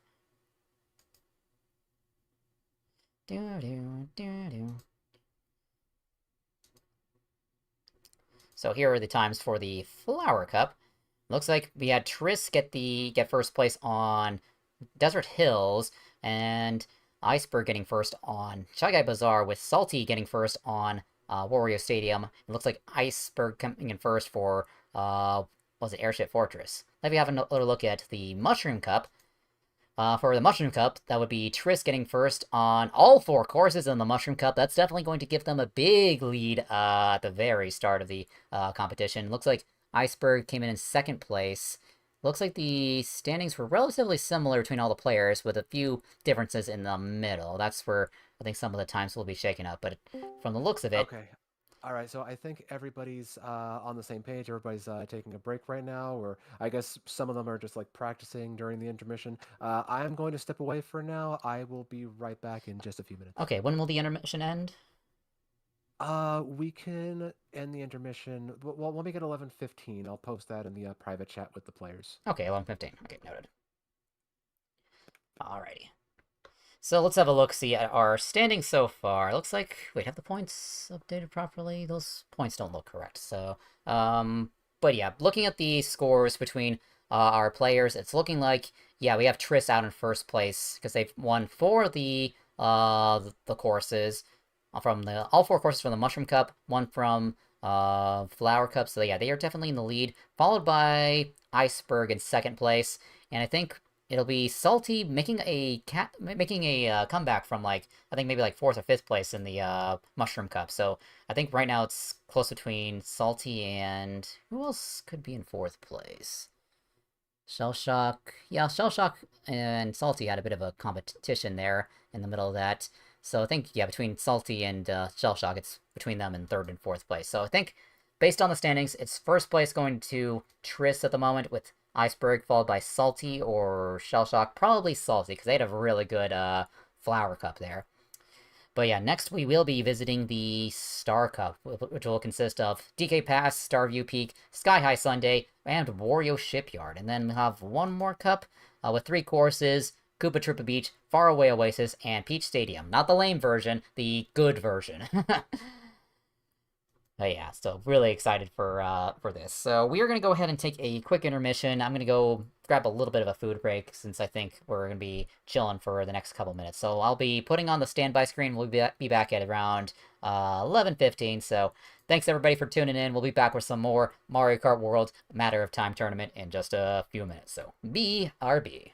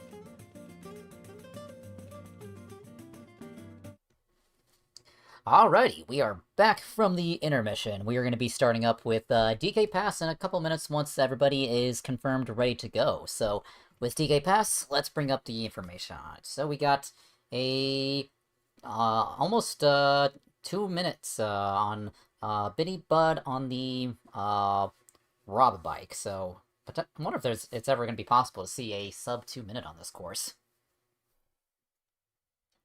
Yeah, no, that's gonna be kind of crazy to see. Okay, all right, everybody's ready to go. Alright, let's get this party started. All right, so okay, let me just do that. I'll get the music ready, and okay. All right, on your mark, get set, go.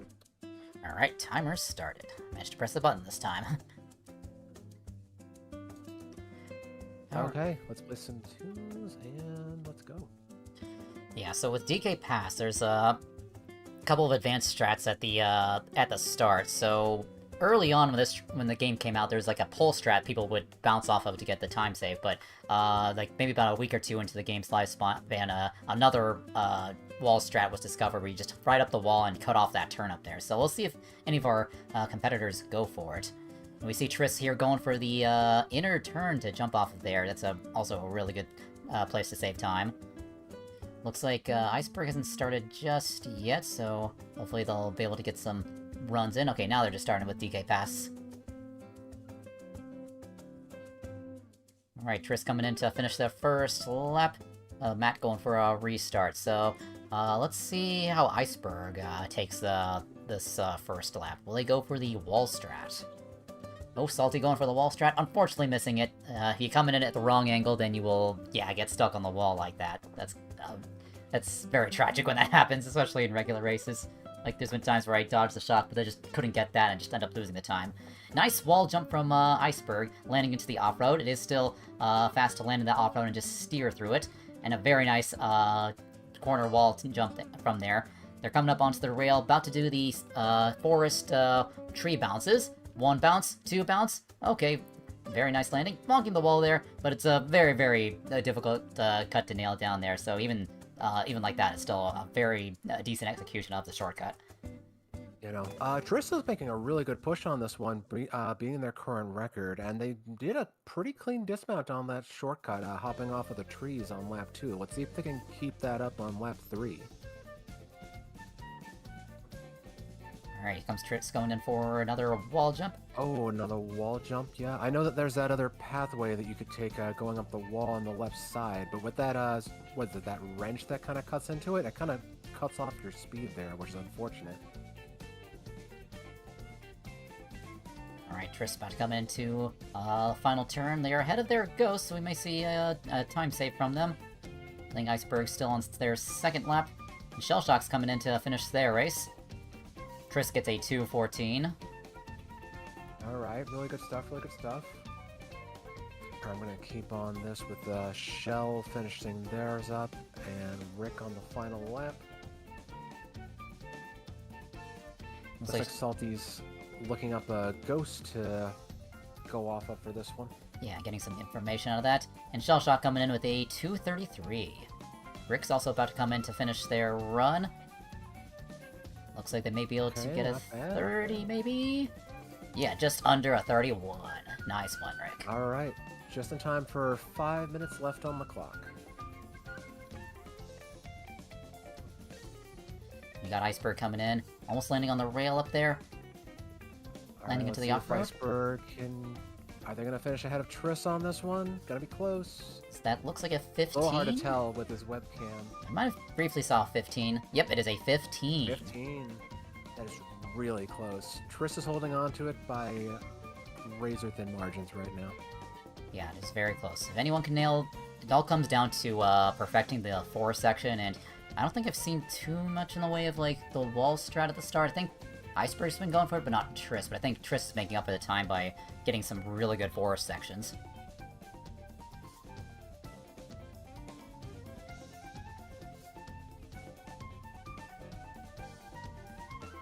Yep, Triss going for the pole strat at the start, just playing it safe and making up for it by optimizing the other strats. Yeah, it is honestly impressive with Triss, because like I think isn't Cataquack a heavier set than Peepa? Yes. Especially with the vehicle choice. So like I think oh no, Oh, they no. went out of bounds. That's unfortunate, losing all their shrooms. Yeah, so it looks like Yeah, also no. potentially, yeah, the weight, the speed bonus from the Cataquack is also helping them out keep up with Iceberg, who's doing the wall strat. That is true. No, the only reason I mentioned that is just like how well Triss is taking that, despite like the the decreased handling using a heavier character. Yeah, that's really impressive with the setup. So I think they get a handling bonus with the Mach Rocket to make up for the Cataquack's lower handling as a heavyweight.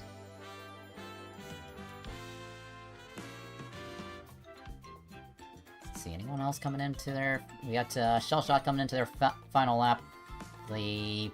Looks like 1:42 on the clock at the moment, so they might be able to clock in maybe a 2:20 from this.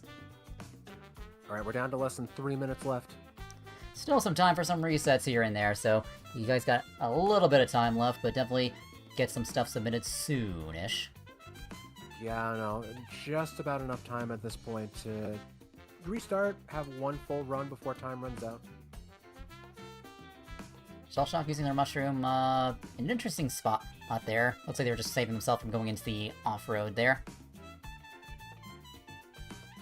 Oh, actually, you know what? I think I see where Triss might be staying ahead of Iceberg on this one. I know Iceberg's trying to take that strat riding up the wall close to the start, but then I think you just have to like really position yourself and time your turn just right to not stay in the snow for too long. I think Iceberg is just staying in the snow for a little too long to make that advantageous to him.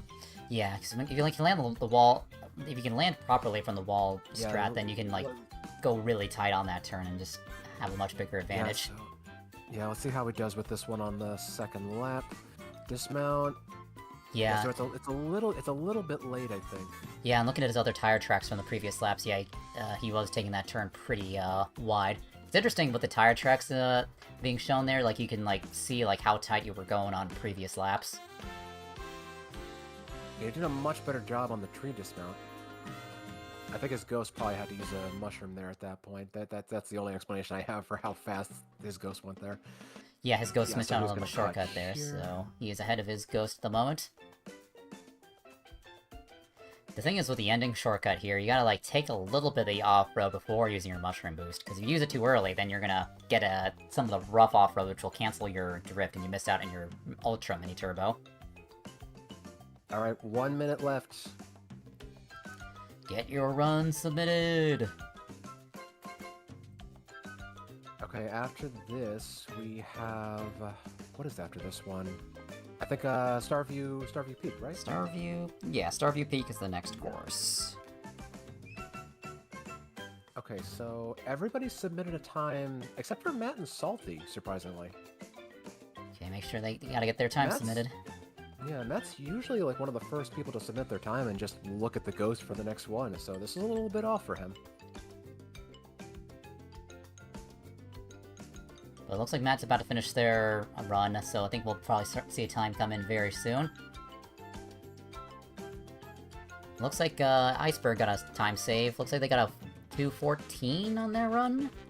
Yeah, 2:14 from the looks of it. Ah, okay, it looks like, yeah, I see he was racing our friend MMG Mike's run. Okay, that's it, time's up. Yep, time's up, and Matt coming in with a 2:18 on their run. Alright, Triss is getting ready to start up Starview Peak. So, let's have a look-see at what Starview Peak has in terms of, information on the world record. So, Cow on the Real Racer. So, I think it took people a while to realize that the road on this course is also considered terrain because it's icy, because everybody thought it was just smooth road, so you just use the regular heavies, but no, turns out it's terrain. Oh, okay, I never actually realized that. So yeah, we see a lot of cows on here, and it's like half like water and half what's it, terrain.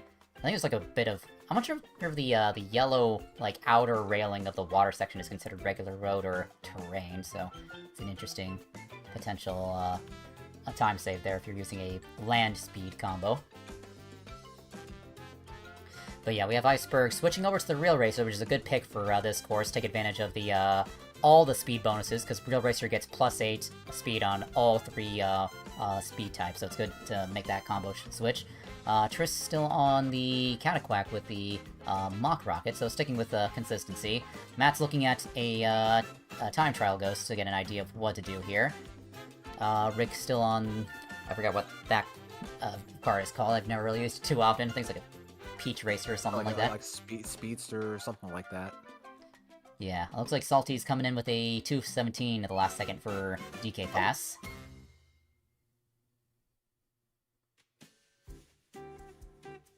So one cool thing you can do after getting the Ultra Mini Turbo at the start, you can do a charge jump and then flip, because normally when doing a charge jump on a straightaway, you lose speed. But if you're already in a speed boost from like a boost panel or a mini turbo, you dismiss that speed loss, and you can get the actual speed bonus from the charge jump. Yeah, no, I've noticed that with the world record speed runs. Again, from that video that Shortcut was reacting to all of those. I don't think that was as popular before the recent update. I think just because of like how much they really buffed the boost, so you could really take advantage of those charge jumps. Yeah, I definitely agree with that. Since with the extra speed bonus, that just makes it much more worth going for. I just had an idea. I wonder if it's even viable. But you know that one, not the first left turn at the start of the lap, but the left turn when you're kind of like over the like observatory, like you're inside the observatory on that high point. I wonder if you could potentially leap off the left side, jump off of that wall that you have on your left, and like maybe try to do like a cut there.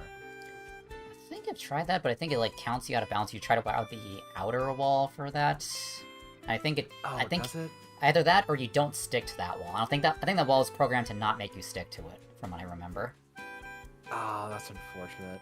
Like, it would be cool if you could make that work. Just there are so many people like coming up with new lines. I'm wondering if like some of these ideas are even possible. Yeah, like, hey, imagine like Nintendo actually patches it in to actually let you do that in an update, like add in an extra shortcut. Imagine. Also, hey Sean. Okay, I know that there is one other shortcut that people use, but I don't think they do it like in time trials. Like when you get into the water section, like where Shell's coming up to right now, instead of using the mushroom through the snow there, some people are able to jump off the course, like hold on to the wall at the edge there by the snow, and just jump off of that and onto the rail. Oh yeah, I think I've seen some people go for that. Ah, interesting. Yeah, I'm not sure if anybody's ever really tried making a push for that in time trials, though. Yeah, I don't think there's really been any push for that, since I guess it's just using the mushroom boost through there is like more consistent. Probably, I don't know if it's faster or anything. But then, like, if you could do that, then maybe you could cut through the snow On the glider. At the turn right before the waters. So yeah, that'd be another potential spot to use the shroom if that ends up becoming a viable strat. So we got a 240 coming in from Rick, and I wonder what other times have been coming in from our other competitors. So, Okay, we're coming down to about 3 minutes left.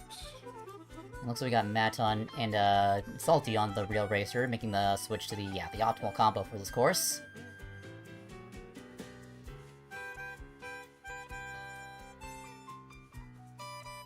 Alright, we got Iceberg on their final lap, so we'll see what time they get, assuming they don't reset here.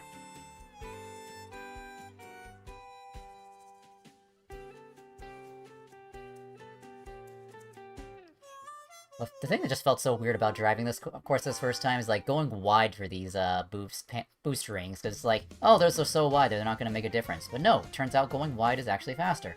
Oh, nice jumping, doing a what's a charge jump to the right to get onto the rail after taking the shroom cut there. Very nice from Iceberg. Alright, we got Iceberg coming in with their time. What time are they getting? Looks like a... Alright, made a new record. Really good. 220 something? 224 from Iceberg. I think we got Triss also coming in with a time very shortly, so let's see how they execute these last few turns. Triss streaming across the cut here. Going around the boost ring. Keeping it nice and tight on the turn. Try not to hit the regular road there, because if you go between water and regular land drifting, then it just kind of can throw off your line there. And they get a 2:28 out of their run. But I think that they were behind their ghost, so I think it looks like they have a faster time they've already gotten. Looks like they have a 2:27 to their name at the moment. Yeah, no, they just gotta overcome that one. It looks like Iceberg's getting... I don't see... Yeah, Iceberg's not really going for it. I think they're just gonna wait it out to try and get an immediate start on Sky High Sunday once that starts up. Oh, looks like Triss is gonna be doing the same. Yep, they're just waiting for this. And how much time do we have left? Okay, 1 minute left. 1 minute left for Starview Peak. I keep almost calling it Starview Valley because I play so much Stardew Valley.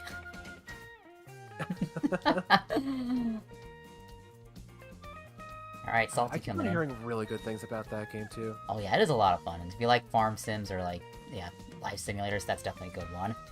But back to the game, we have Salty coming in with a 2:27 and a 2:34 from Shell Shock. Yeah. And oh, Rick is coming in pretty hot now. I think they're just gonna come up just short of Shell's time. So 2:37. And looks like we'll have one more time coming in from Matt very shortly. Alright, I think this will be... Yeah, Matt's definitely not going to be finishing in time for the time up. But if anybody else wants to do one more run...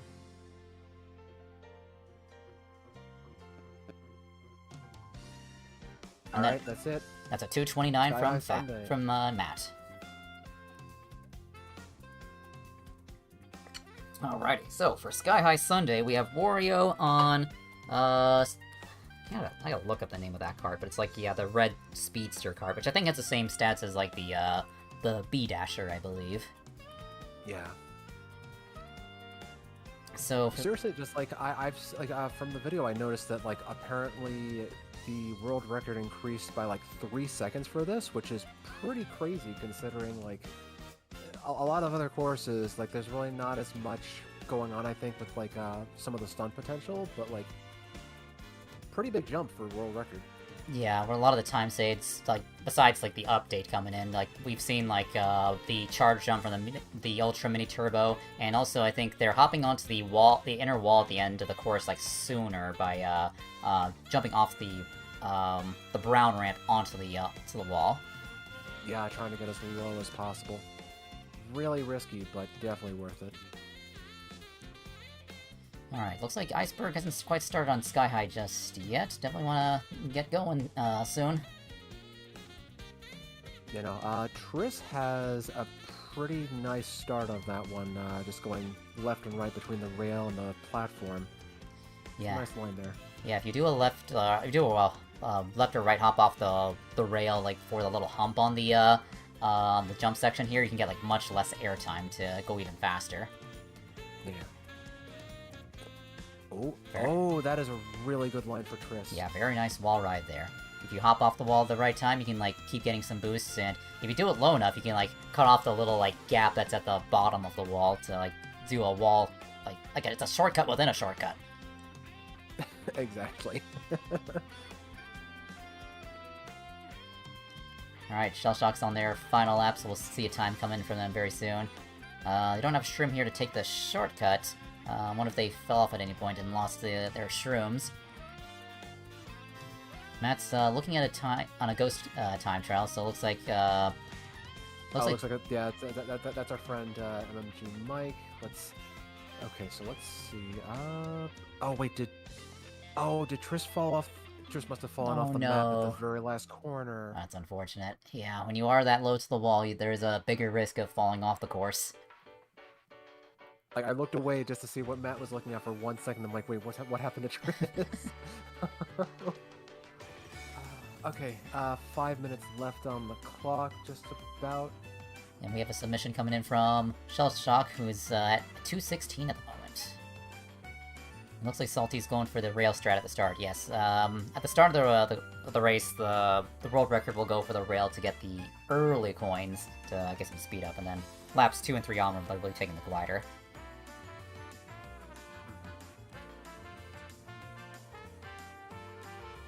It looks like our racers are going to go ahead and play it safe, just take the glider lap 1, that way it's a little bit, it's more consistent to do that. And also we got Iceberg coming in with 17 coins to their name, because I think it is possible to get a full 20 on this course in the run. Using their shrimp the last second there for a 221? Was that a... It was a 201. That is a 201 from 201. Iceberg. Very good. We got Triss coming in with 19 coins to their name on lap 2, so they got a big speed boost. So let's see if the coin bonus, they are maxed out on coins before even getting to lap 3, so let's see if that extra coin bonus is really going to help them out. They're going for the rail cut on lap 3. Interesting. Okay, 4 minutes left. We're down to halftime. Again, just pointing out just how crazy the mechanics are with Mario Kart World.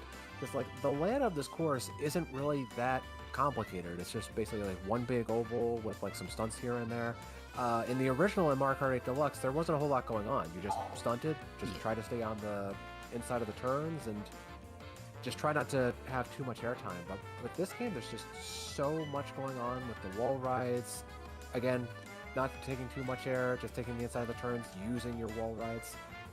And just that there's such a huge skill ceiling with this course as compared to the original in 8 Deluxe.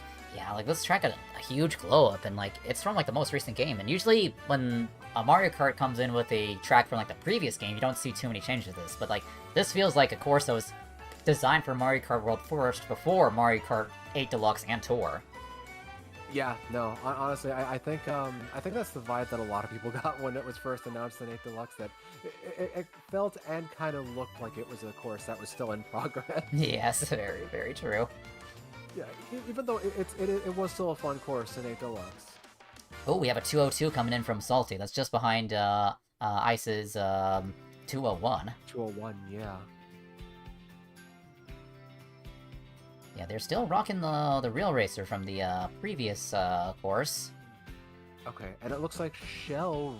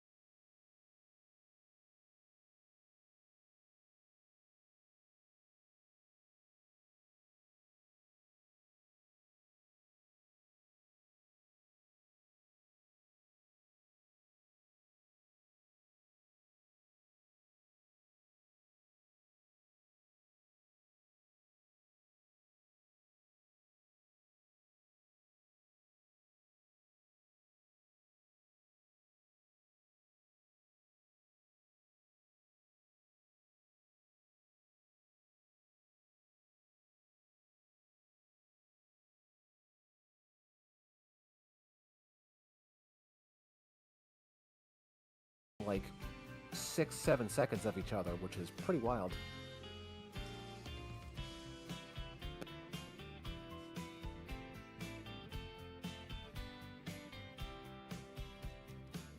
Oh yeah, I haven't really paid too much attention to like the world record time compared to the if people are getting within 15 seconds of the courses. Have we hit that goal for any of the courses so far? Oh, actually, let me take a... Actually, hold on. Let me just ping everybody. Less than 1 minute left. Yeah, it looks like Ice is satisfied with that time they got, so I think they're just gonna hold out for the rest of the time remaining on Sky High Sunday. Yep. Looks like Matt's getting ready for Wario Shipyard next. Alright, 30 seconds. Once I ping everybody about that one, I'll take a look and see how many of those we cleared actually for the charity goal. Alright, looks like Shell Shock will come in with one more time toward the end there before the time runs out. We got Rick getting one more run in. the time will run out before they finish, but at least they will still be able to get one more submission in. 3, 2, 1, and time's up. Time. So let's see what time Shellshock will finish it with toward the end there. They might get a time save. That is a, yep, time save from there. New record with a 2:08 from Shellshock.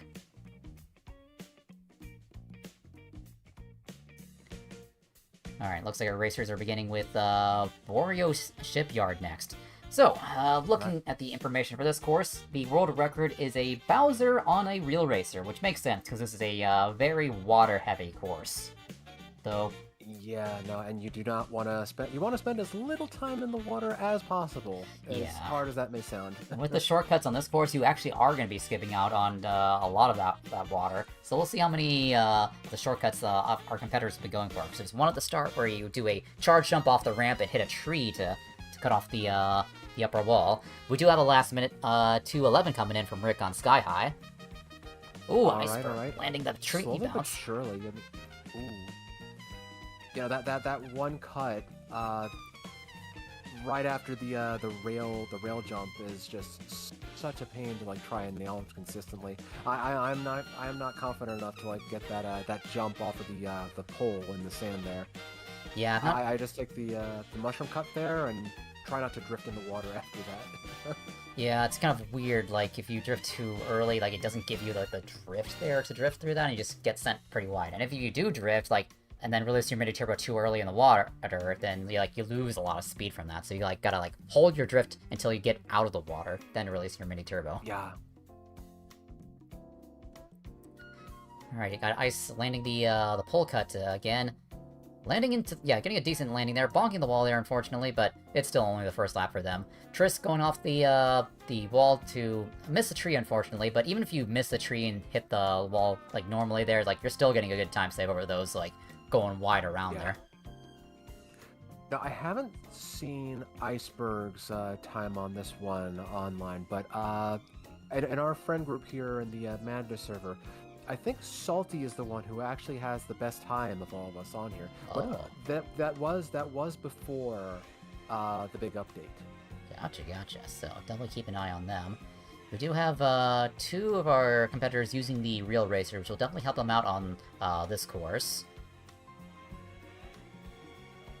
Yeah, Salty going for some resets, just trying to focus on perfecting the opening cut there. Okay, while this is going on, let me take a look at the previous cups and see how things are going. Ooh, Triss landing the tree shortcut very well, landing up on top and getting the trick back into the water there. Let's see if they can land the rail pole bounce here. Ooh, getting very high airtime from that, but that extra airtime kind of messed them up from going up to the pole, but it's still a time save. Not as big a time save as it could be, but still very good execution so far in the race. We'll see what time they will finish with. We also have Shellshock coming in on their final lap very soon for their next time submission. Yeah, you do want to land on the rails toward the end there, so that way you stay out of the water and get the rail speed bonus. And then toward the end here, you want to either ride the rail or wall to get another time save on lap 3. We got Triss coming in with a 2:33 to their name on Wario Shipyard. And Iceberg's coming in with a time very shortly. We'll see what they end with. Ooh, nice tree shortcut from Salty. And Iceberg's coming in with a finish time. Let's see what they end with. They got a new record, so the fastest time here could be saved. That's a 32 for Iceberg. And I think Triss got a 33, so I think Iceberg is currently in the lead. Ooh, okay. Ooh.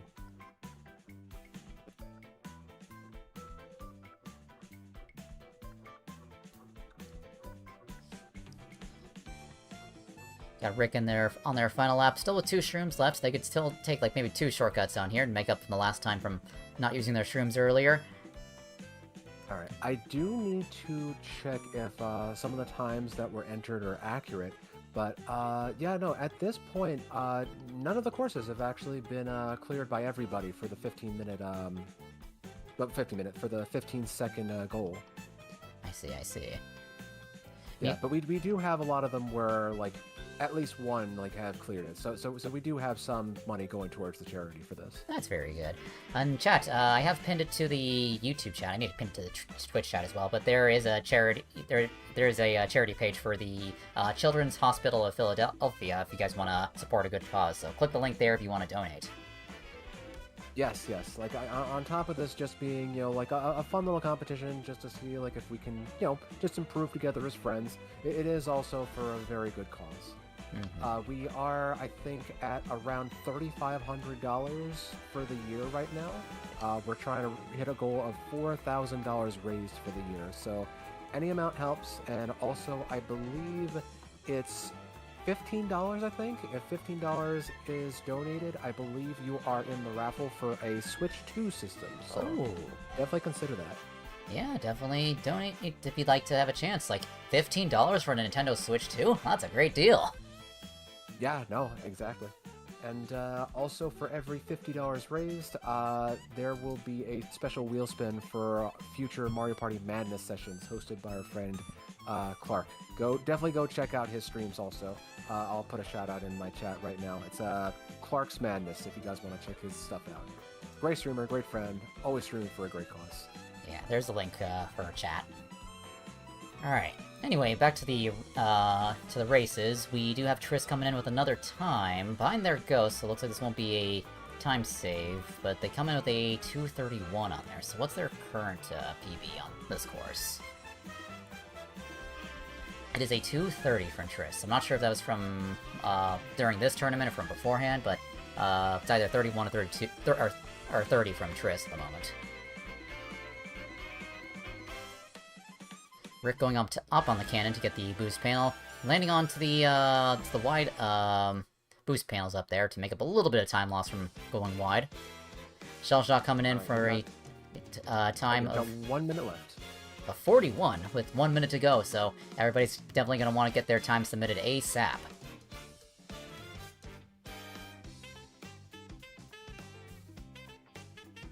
Oh, Salty unfortunately missing the charge jump to get onto the rail there. Yeah, the charge jumps on this section here are so wonky with the waves, because you might think you're charge jumping, but you're not, because if you try to do it while you're airborne, then it doesn't do anything. And with the waves on here, it's just hard to tell. You just gotta listen for that sound cue if you're charge jumping or not. Oh, it could be a pain too, because like sometimes like because of the waves, you just get thrown up in the air when you release to try and do the charge jump, and that could just completely ruin your run. Yeah, it's just like it's not RNG, but it is cycle based with the waves. But it's just very hard to tell like with the visual cue and audio cue with it. And it looks like our competitors are getting ready to move on to the next course, which is going to be Koopa Troopa Beach. All right, time is up. Time for the next course. Alright, so we got a 35 coming in from Salty at the last second. And we got Iceberg still on doing one more run of Wario Shipyard, along with Rick and Matt. So, let's have a look-see at what we got for Koopa Troopa Beach. So we got Bowser on the Chargin' Truck for this one. Chargin' Truck is very good for terrain surfaces, so that gives you a huge speed boost and a great handling boost. So that's like it's a crazy handling and speed combination for a heavy combo. Yeah, no, honestly. I mean, not that you really need handling that much for a course designed just as a circle. Basically, this game's Baby Park. Yeah, absolutely. So of note for shortcuts on this course, there is a charge jump shortcut where you can cut off a turn and break through some boxes. Yep, we have Triss doing just that. And also the big thing is, after the shortcut, is landing it like tight, because sometimes when I do it in regular races, I end up going so wide that I just end up losing the time I would have gained otherwise. Okay, Ice just hit the median in the ship on the last lap for Wario Shipyard, so he's moving on to Koopa Troopa Beach. Matt is wrapping up their last run for Wario Shipyard. Let's see where they clock in. Looks like they will clock in at a 37. 37. Alright, Triss coming in to take a shortcut. Okay, let's see how people are doing at Koopa Beach. Triss and Shell both getting close to the final lap.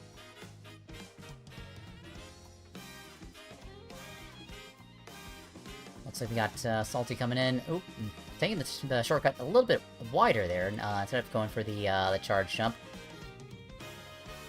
The Real Racer is definitely going to be helping out our competitors here, because it looks like we got Matt and Salty on the Real Racer for this course. Okay. So Triss being the first one to clock in a time, it seems, at 1:34. Followed by Prime with a 1:45.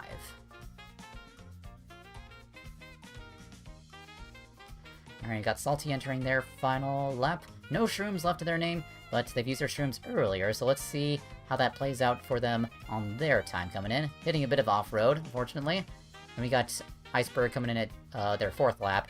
So it looks like we have Triss out in first place at the moment, with a 1:36 coming in from Salty. So it looks like you got Triss, Salty, and Prime. Not very far behind. There's still plenty of time to get that time shaved down.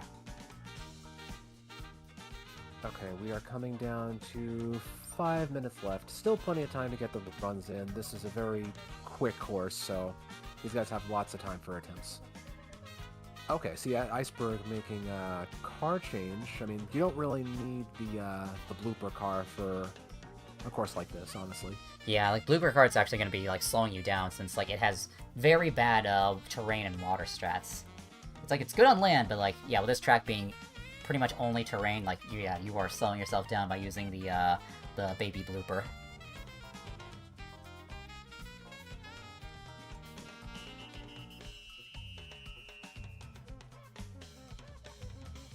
Alright, Triss getting the charge jump off the wall there, hitting it decently. The other thing you gotta watch out for is the Cheep Cheeps, and even the umbrellas. Like, you think you could just break through those like any other like object, but no, those actually bounce you upward and make you lose time, so be careful from umbrellas on this course.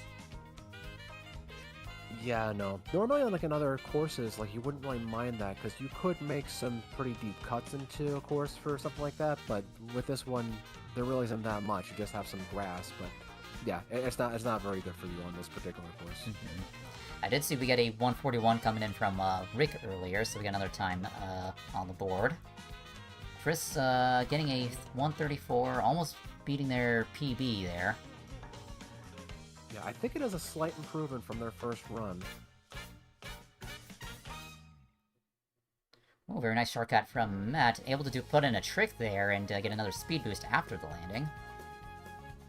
Oh, and Iceberg switched over to the charge and truck, which is what the world record uses. Let me look at the stats for that, 'cause I wonder if that's faster on terrain compared to was it the Real Racer? Okay, got another stunt off the dismount. That could help. Okay, Salty also getting down to 1:34. Everybody's getting in that 1 second range.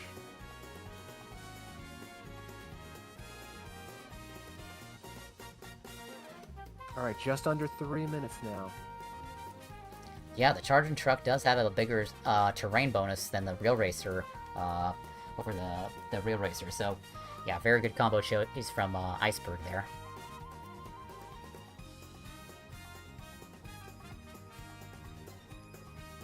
I'm wondering, is there like any other way that you could really improve on this course outside of that one jump? Because there aren't really that many other cuts that you could take advantage of. Okay, Matt's not that far back either. He's sitting at 1:35 now. Yeah, there had to be like something else discovered on this course. Like, I don't think Lakitu lets you wall ride on the colorful blocks at all. So maybe at some point Nintendo updates the game and adds more shortcuts to this course. Just lets you like do the wall bounces off the trees. An Iceberg coming in with the time. Yeah. 1:34.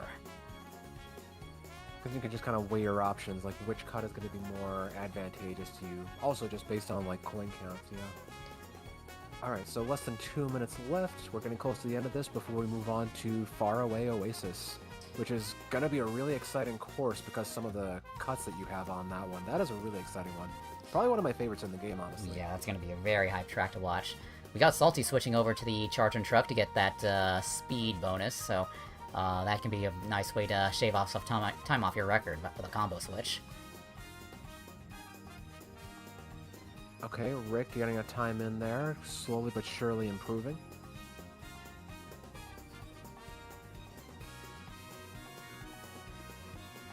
Shellshock opting to save their shrooms for the final lap here. Shroom here on the straightaway, with one more lap coming up. All right, last minute. Everybody's been pinged. Let's see how this one goes. Yeah, that's enough time for like 5 more attempts of Koopa Troopa Beach. I know, right?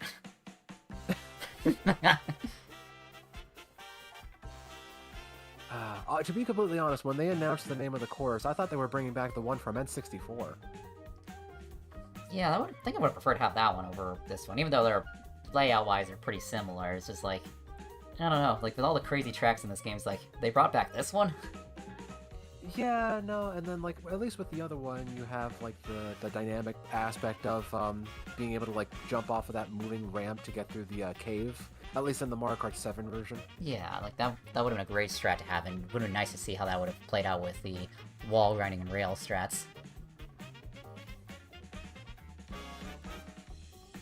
Alrighty, so let's see if there's any more last-minute submitted times. Looks like Shellshock's is getting ready for the next course.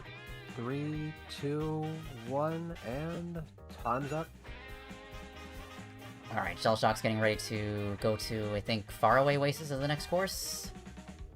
Faraway Oasis. Yep, I think they're trying to find Faraway Oasis. It's right-hand side of the map, bottom right. There it is, I found it. Alright, Okay, so some there you more go. times coming in. We got Matt with a 135, Triss with a 135, Iceberg coming in with a 134, 134? I think. So it looks like they got a 134 point something that's higher than 8. So it looks like Iceberg might be the one who's taking the gold on this track. Alrighty, so let's bring up the information for Faraway Oasis. This one is definitely the track that made me realize how crazy some of the rail strats are on here. When I just remembered like when I want to make comeback races where I just cut off a turn by just going off the rail. So for Faraway Oasis, the world record combo uses the Penguin on the Real Racer. There is some water sections on here, and it is a lot of terrain from what I can tell. Sometimes the road looks like terrain, but it's actually just regular land, but I suppose for the most part you are on terrain or water. Yeah, I know. Okay, it looks like Salty's still putting in one more run on Koopa Troopa Beach. Let's see how that one goes for him. Oh, he's using the charging truck too. Yep, switching over to the charging truck to get that big time save for the off-road.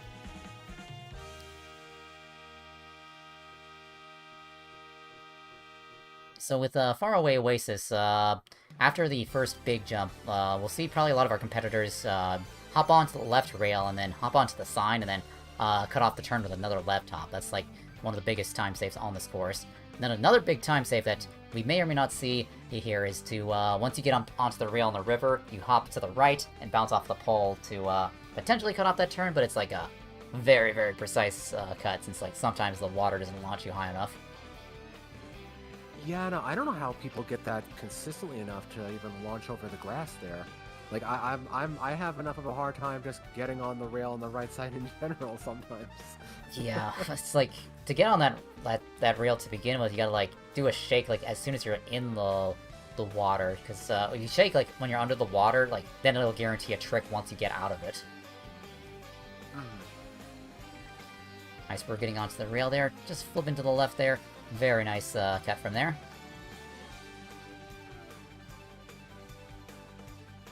Okay, Triss gets a nice dismount.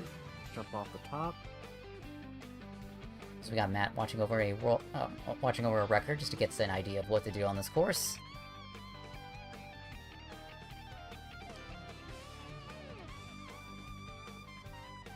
All right, Shell clocking in at 225. Very nice, very nice. All right, Iceberg is on the final lap. Let's see how this last cut goes for him. Can he pull it off? Nice, landing onto the rail, getting a nice flip. Gotta be careful not to get attached to the rail on the upper turn there, because that'll cause you to lose a lot of time.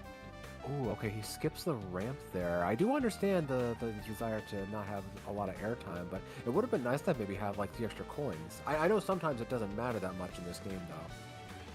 Yeah, I suppose that definitely We'll see if that ends up costing them time or not, but they end up with a 206 to their name. Rick's also coming in with a 225. Okay, yeah, I see Matt had the same issue, just not getting enough of a bounce off the water to get on that rail. Yeah, that is a shortcut which I think will be a little, yeah, it's too precise to really figure out in this short time span with what we have on Far Away. No. Oh no, Okay. Triss. Yeah, no, like Triss was trying to play it safe, just like going into the dirt to make sure they get on the rail for that last lap, but it just didn't work out in their favor. Yeah, if you're able to get some extra speed boost on the rail, it can help you, but it can also mess you up with sending you flying. Okay, 210, 717. I think that's good enough for second place at this point.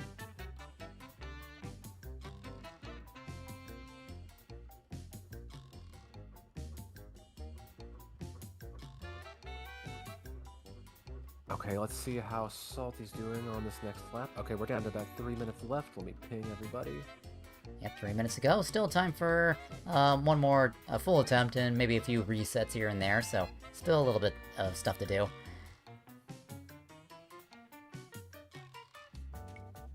Alright, Salty opting to go to the left path just to play it safe, hopping onto the ramp up here. And they're going to be entering their final lap very soon, getting the last coin up top there with 12 coins to their name. So, going wide for those extra coins, while slow at first, probably they can make up the time loss by getting the extra coin boost from there.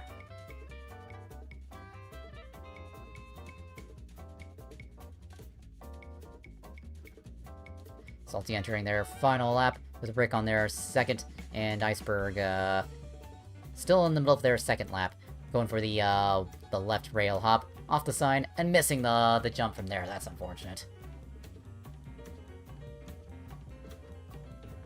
All right, about 2 minutes left on the clock.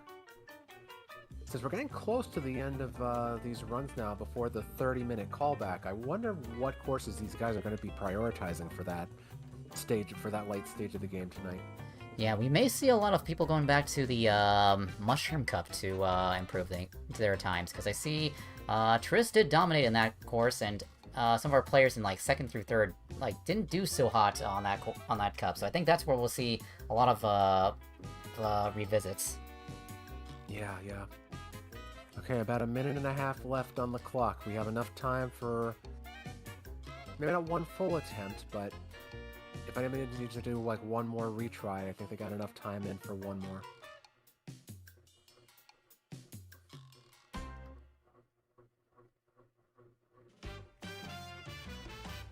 Alright, looks like Salty and Prime trying to get one more run on Far Away before we move on to the next one. Well, actually, then again, it is just going to be the revisit, so it's not really going to make a difference to them. So they could revisit Far Away if they really wanted to.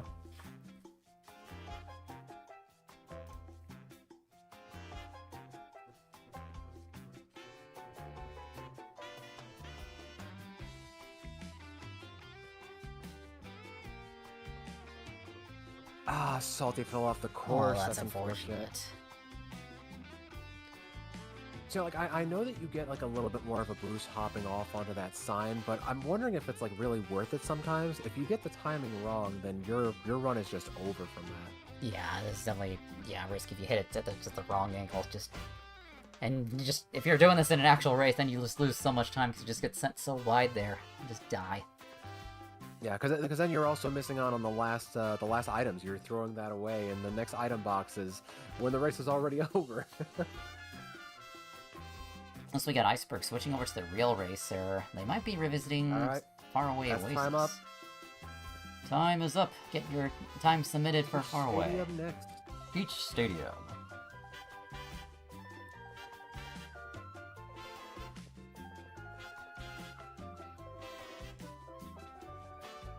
So yeah, so I believe we're doing Page Stadium, and then it'll be the 30-minute revisits. Yep. Okay. So let's bring up the information for Peach Stadium. Was it Peach Stadium or Peach Beach? No, it's Peach Stadium. Okay, so I think Iceberg is on Peach Beach right now. I see him on that. Okay, so for the information for Peach Stadium, we have a Wiggler on the. Let me get over to that chat because I think they're a little confused. But yeah, for Peach Stadium, we got Wiggler on the Bulldog Racer. I forgot what the name is. It's the one that looks like a bull. So it's like for this course, where the world record only gets 1 coin throughout the whole run. So the coins will definitely not be too big of a factor this time around. Though we might see some of our racers go a little bit wide just to get a little bit of time saved for their runs.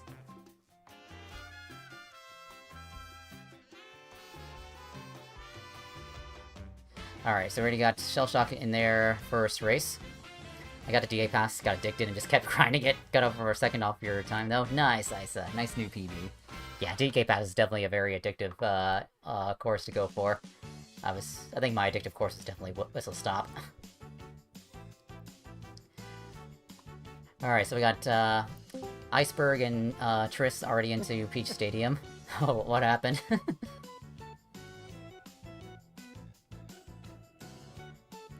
And now we got Salty making their way over to Peach Stadium. Just looks like they might be checking out some ghosts on here.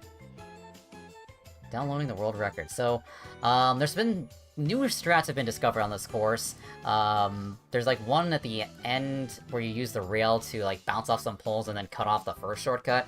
And then I think I saw a new strat like the other day where you cut off the hairpin turn by landing on the inner wall and just taking that wall ride, which is crazy. Like, I don't know. Oh, that is insane. I think like I know that like I was kind of surprised that was it the rail after that big dismount wasn't one of the things that was being used on this on the world record run. Like the wide rail, like on the middle section, or like the rail on like the close to the end, that tight right rail. Oh, the tight right rail. Got to charge jump off the boost ramp and on the edge left. Yeah, like the one that Iceberg is getting close to right now. Okay, yeah, this one, yeah. Surprised, yeah, that hasn't been used too much. But I think there's also another strat here where you, like, do a wall ride off the, left wall Off the there. left side, and then just dismount onto the rail. I did see that one. That is insane how people can squeeze onto that thing. Yeah, we got Shellshock coming in with a 236 to their name for, Peach Stadium. Nice boost from, Ice up here. A charge jump off the boost ramp, and then left trick off that edge to wall ride the inside. It's okay, crazy. I see. Ah, okay. If D-pad went right on that upper portion, they could have taken that rail there. But I can understand maybe why that's not really being used, because it is a bit of a detour to get that height. Yeah, it's definitely like a very wide line to go for it. And we got Shellshock downloading Triss's Ghost to get an idea of what to do for this course. I think it's like probably the first instance we've seen someone try to download another competitor's Ghost to get an idea of what to do. I think we've only seen like people downloading Ghosts from either you, Maple, or the world record. Well, I'm flattered, but yeah, no, honestly, like, even though like it might be nice to see like the world record holder, you're gonna see a lot of strats happening in there that you're obviously not gonna be able to go for. So like, if you look at someone who's, you know, a little more in your area, like a little more in your level of expertise, then it's something you can adjust to a little more easily. Yeah. Yeah, absolutely agreed. All right, we got Iceberg coming in with a 226 for Peach Stadium.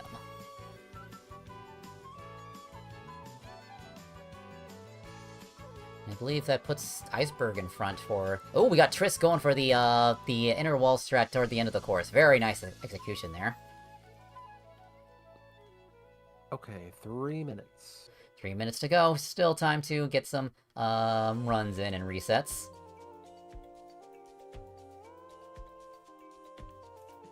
Yeah, at this point, like, I'd be surprised if anybody just, like, drops off of this early to wait for the 30 minutes. You have 30 minutes to go back to any other course right now, so take advantage of, like, every second you have for Peach Stadium at this point. And hell, maybe even use Peach Stadium as part of your improvement. Just keep playing it for just a little bit on your extra 30 minutes. Honestly, not a bad strat, because at least like you're kind of like getting the motions for it. It'd just be nice just to kind of continue that instead of having to adjust again.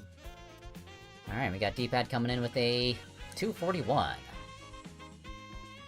Hey, coming down to 2 minutes left. And so we got a combo switch for Iceberg. Looks like going for a heavy combo for Peach Stadium. Yeah, this is a very speed-focused track, so definitely get as much to your speed stat as you can. Oh. I'm surprised that Iceberg is switching off of Peepa. I know that it is, you know, the meta for this course, but I know this dude loves his Peepa. Yep, the Peepa is definitely a fan favorite, but I suppose when it comes to the time trials, definitely gotta pick the faster character. Nah, of course. You have any characters that you particularly gravitate to, or? I do like Conqueror and like Swoop, but yeah, most of the time I'll go with Swoop, or sometimes I go with like one of the Peach or Daisy costumes. Ah, fair. They have a lot of great skins in this game. Yeah, it's just so much. I just wish every character had skins, and like it was a balanced amount between everybody, because why does DK only have one skin? I'm expecting them to drop more skins for DK and Pauline, like a little bit deeper into DK Bonanza's, you know, life cycle, so to speak. Yeah, hopefully they can update that with more costumes for them.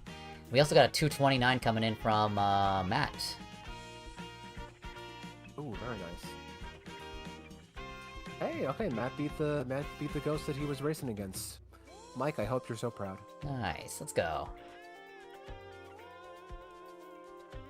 We love to see improvement. How much time do we have left? Less than 30 seconds. Less than 30 seconds. Looks like Triss starting up one more run. And luckily, even if you run overtime with Peach Stadium, you can it's still part of the revisit portion. Looks like Triss is just getting ready to revisit their next course. So here's where we're gonna see a lot of deviation between our races. We're gonna see everybody racing on different courses at the same time. So let's see what the choices will be. But first, we got some last-minute times coming in. All right, 30 minutes starting now. Alrighty, 30 minutes have started. So let's see where Triss decides to go for their improvements. So chat, for those of you who have been following, the competitors will have 30 minutes to revisit any of the 15 courses we've played so far to improve their time. So we'll have a look at the current standings to see what we've got. That's not updated. So for... let me go back to the Star Cup and see what the times were. All right, let's see where everybody's going to be going. So I see Rick is heading over to Wario Stadium for their revisit, and Triss is going to Wario Shipyard. Ooh. A lot of Wario. Yeah, so looking at the times for the Star Cup, looks like Triss got first place on 2 of those, and Iceberg got first place on 2 of those courses. And for the Shell Cup, Iceberg took 2 of 3, so it is close between Toon Triss and Iceberg at the moment in terms of scoring. But this 30 minutes could be the difference between first and second place in our first half of the tournament. Yeah, no, honestly, if any of these racers just tunnel vision on one course too much, they could see themselves lose the lead in multiple others. So just got to keep that in mind.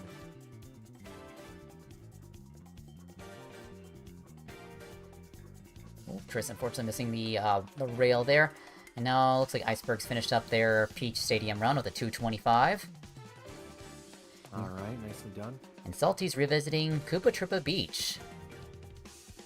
Ah, okay. I know Salty was getting really close to some of the others on that last attempt. And looks like Shell Shock is going for Crown City. And honestly, you know what? I think Salty is making a pretty wise decision, because, I mean, Koopa Troopa Beach is a very short course. You have plenty of time to, like, get extra points off of that one. Yeah, like a short course to, like, save, like, just a couple seconds. It's very good time ratio there. Yeah, very good time investment, yeah.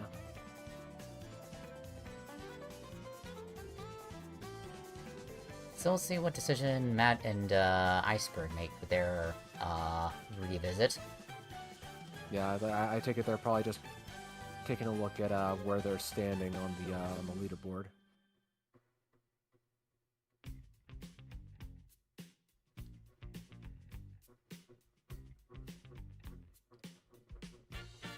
Sheesh.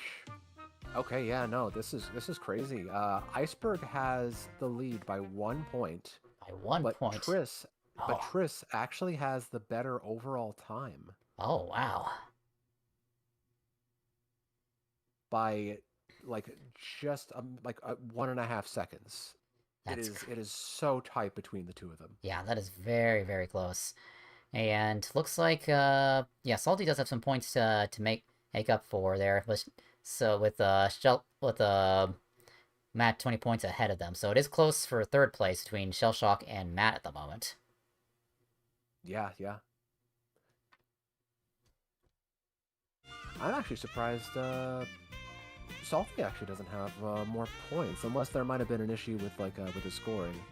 Yeah, I suppose. Yeah, we did have some issues with the scoring earlier, so maybe it might be good to double check that just to make sure everything's calculated right. And looks like we have Matt revisiting Faraway Oasis. Triss is going to Sky High Sunday, and Iceberg will go for Wario Shipyard. Yeah, I think I did see Triss struggle a few times there. Yeah, no, Mike, this is really wild between Iceberg and Triss, but I can definitely see Matt, Salty, anyone can like really make a cut into like any of these leads. And of course, these track revisits, they don't have to visit just one track for the full 30 minutes. They could save like 10 minutes for one course, 10 minutes for another. So we'll see if anybody decides to go to another track to revisit once they're satisfied with their time. Yeah, no, exactly. All right, Shell's coming close to the end of Crown City. Let's see if they can improve on what they had. What was Shell's time on this one here? 2:28. So where's Shell gonna end up? That looks like it's going to be a big time save for them. With a 2:24, 4-second time save. We got Rick coming in on their last lap of Wario Stadium, so we'll see if that ends up being a time save for them. Alright, what did Rick have previously? They finished 2:30? Where did they have on that one? Oh, it's 2:25. Okay, not quite. Not a new PB, unfortunately.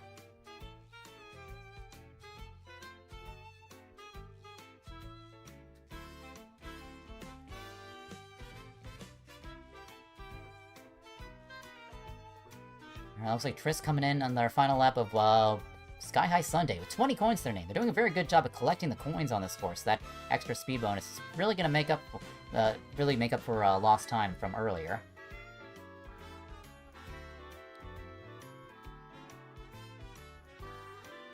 Shellshock downloading the Ghost for Mario Bros. Circuit. They're switching courses.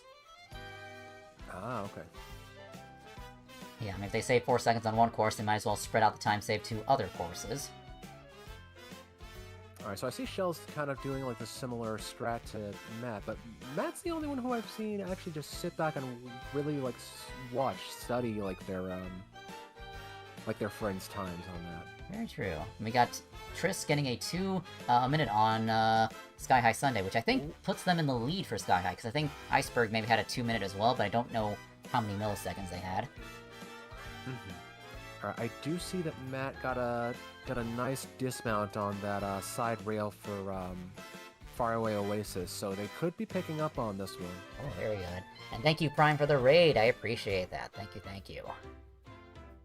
Welcome in, Raiders. We're commentating over a time trial tournament hosted by the Mario Party Madness crew. So all 6 of these perspectives, each of these players are competing for the best time on the first 15 courses of Mario Kart World. We're in the final phase of day 1, where they're all revisiting the 15 courses they played for 30 minutes. So they have 30 minutes to pick whichever track they want to get an improved time on.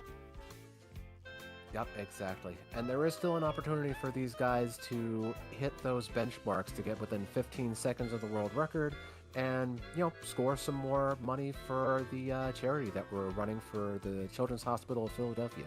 Yeah, so if you guys want to donate to a good cause, I'll drop the link again for our Raiders just joining in. If you'd like to donate to a good cause, there's the link. Ooh, Shell Shock unfortunately getting stuck on the tires there in Mario Bros. Circuit. And it looks like Triss has switched over to Starview Peak to get some extra time. They got a nice time save on Sky High, so good to spread the love to other courses. Actually, here, I'm just gonna put the link for. Oh, What's up? okay, yeah, there we go. Just gonna put up a link on my end just for the charity event. There we go. You got D-Pad making the switch over to Crown City for some more time save. It looks like Matt and Salty have decided to stick with Far Pretty much Away. with the shelf cup, yeah. Yeah, with the same courses from they started. How much time do we have left in our 30 minutes? Okay, we are down to 21 minutes. Wow, okay, time really flew by. Yeah, this is gonna fly by really fast.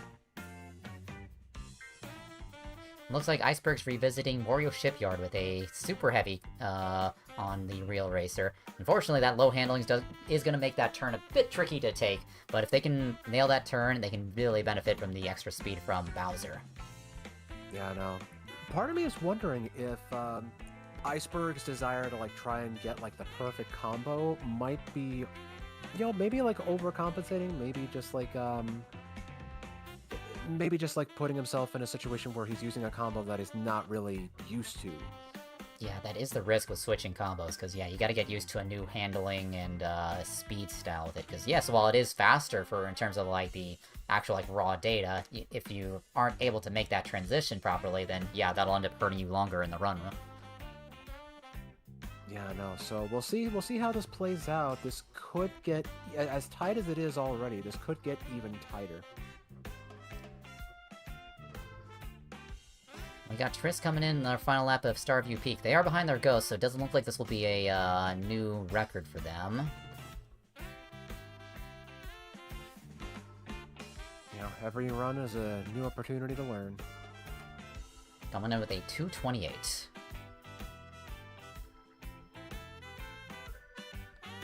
Salty going for the tree bounce, landing up on top. Very nice shortcut there from Salty. Alright, taking a breather just for a second. Alright, Shell still hitting it off in Super Mario Bros. Circuit. Iceberg landing the tree cut onto the shortcut there. Getting a trick off of the shortcut there. I've not really seen that before. I don't know, that's pretty crazy. Honestly, okay, this is actually going to be kind of interesting to see. Like, both Iceberg and Salty are side by side at the same moment. Same course selection.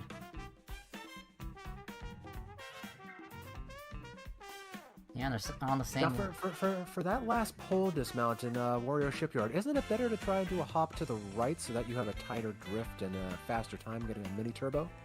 Yeah, I think it is faster yet to do that, since, yeah, it is better alignment for that turn.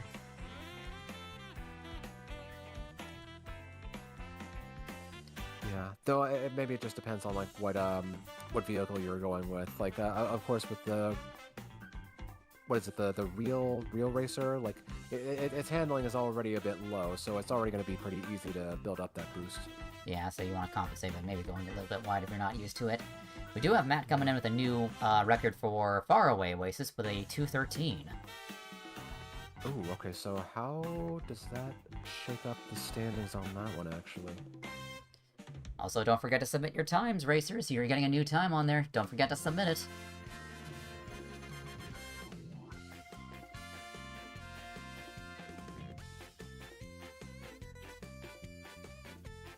Oh, Ice kind of messing up the landing for that shortcut there, but getting kind of the boost pad there. Well, let's see if the Bowser combo is going to be able to compensate and give him a new PB on this course. They didn't get screwed over by the waves there and able to bounce off the tree, landing onto the shortcut here. Wasn't able to drift from there, but can at least bonk the wall safely by being in a boost panel. Okay, Iceberg coming in on the final stretch of the last lap here.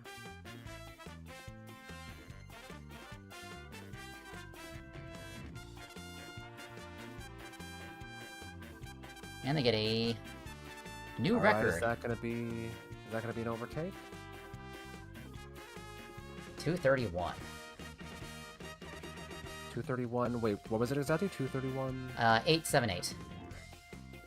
Okay, he's inching closer to Triss's record. 231, 206. That is really tight. Oh, very close. It looks like Shellshock is making the switch over to Wario Shipyard, using Triss's time as a reference. Oh, actually, I'm surprised Iceberg isn't going for DK Pass as well. He's like only, was it 200ths of a second behind Triss on that one. Ooh, that is definitely a good point opportunity to get some extra points. So I believe if you get first place, that's 7 points, and second place gets 5? No, it's a 7, 6, 5, 4, 3, 2, 1. Gotcha. Though I will probably have to adjust it with Hito unfortunately not being able to stay in the competition. Gotcha.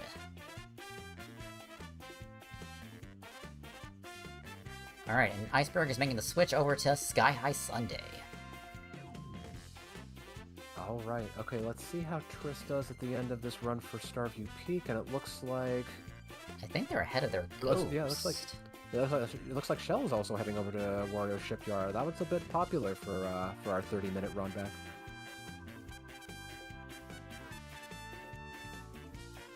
Nice, and Triss gets a new PB on Starview Peak with a 227.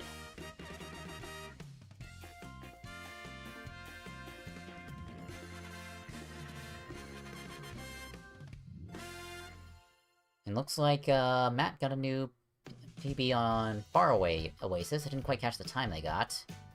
Oh, and Salty unfortunately messing up the rail for Wario Shipyard. Ah, that's unfortunate. Let's see what Matt puts in there.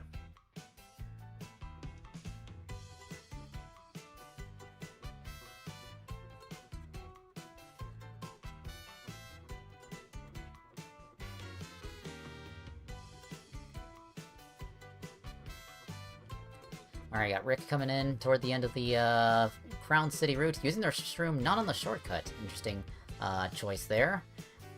They do have one, or off-road shortcut up here. Okay, we do have a bit of a shakeup with the standings. Triss has overtaken Iceberg for the lead. Oh, nice. But it is still very close, 97 to 94, and Triss only has about a 4-second lead on Iceberg in the total. Okay. Yeah, and there's still another 15 tracks to do for tomorrow, so we'll see if Triss can maintain that lead. Things could be shaken up tomorrow. Rick is getting a new PB on Crown City with a 226.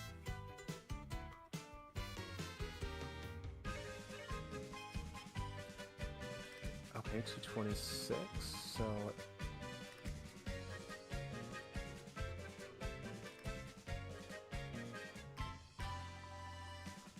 And we have half of our competitors on Wario Shipyard at the moment, so it is still definitely a popular pick. Oh, and Rick is making the switch to DK Spaceport. Yeah, there was a lot of distance between some of our players on the Mushroom Cup track, so I definitely would be interested to see if more of them go back to visit Mushroom Cup. Yeah, honestly, DK Spaceport is kind of an interesting pick, because it is a very long course, so not a lot of people would probably want to go back to that one, so it could be an easy dub to like try and pick up a few points. Yeah, it definitely has the most improvement potential with the turn cut and like getting some like super bounces off the bounce panels. Rick's doing a very good job picking up the coins from here, so if they just continue with the coin consistency, Wait, did he get 2 on that jump? Yeah, he got 2 on the jump twice. That's a very good coin collecting from Rick right now. Oh, good cut. I always get so nervous with the Pootaboos in your way right there. Yeah, they are ahead of their Ghost right now on DK Spaceport, so we're definitely going to see, if they can keep up the pace, they can get a very huge time save. Looks like they're probably maybe like a full second ahead of their Ghost. It is a bit blurry on our end. Their Ghost does get ahead here by taking a Shroom, but I think they're saving the Shroom for later on when they have more coins, because if you have more coins while boosting, then you're going to get a bigger speed overall. Yeah. He is going to want to use it here, because there's only 2 turns left at this point. Ooh, and almost hits the Potabo there.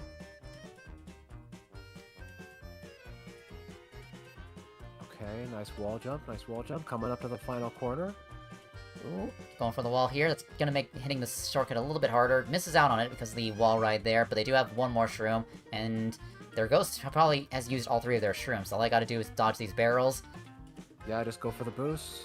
Getting 19 coins there. Don't hit the feet, and a nice new PB for Rick, 140. Very nice.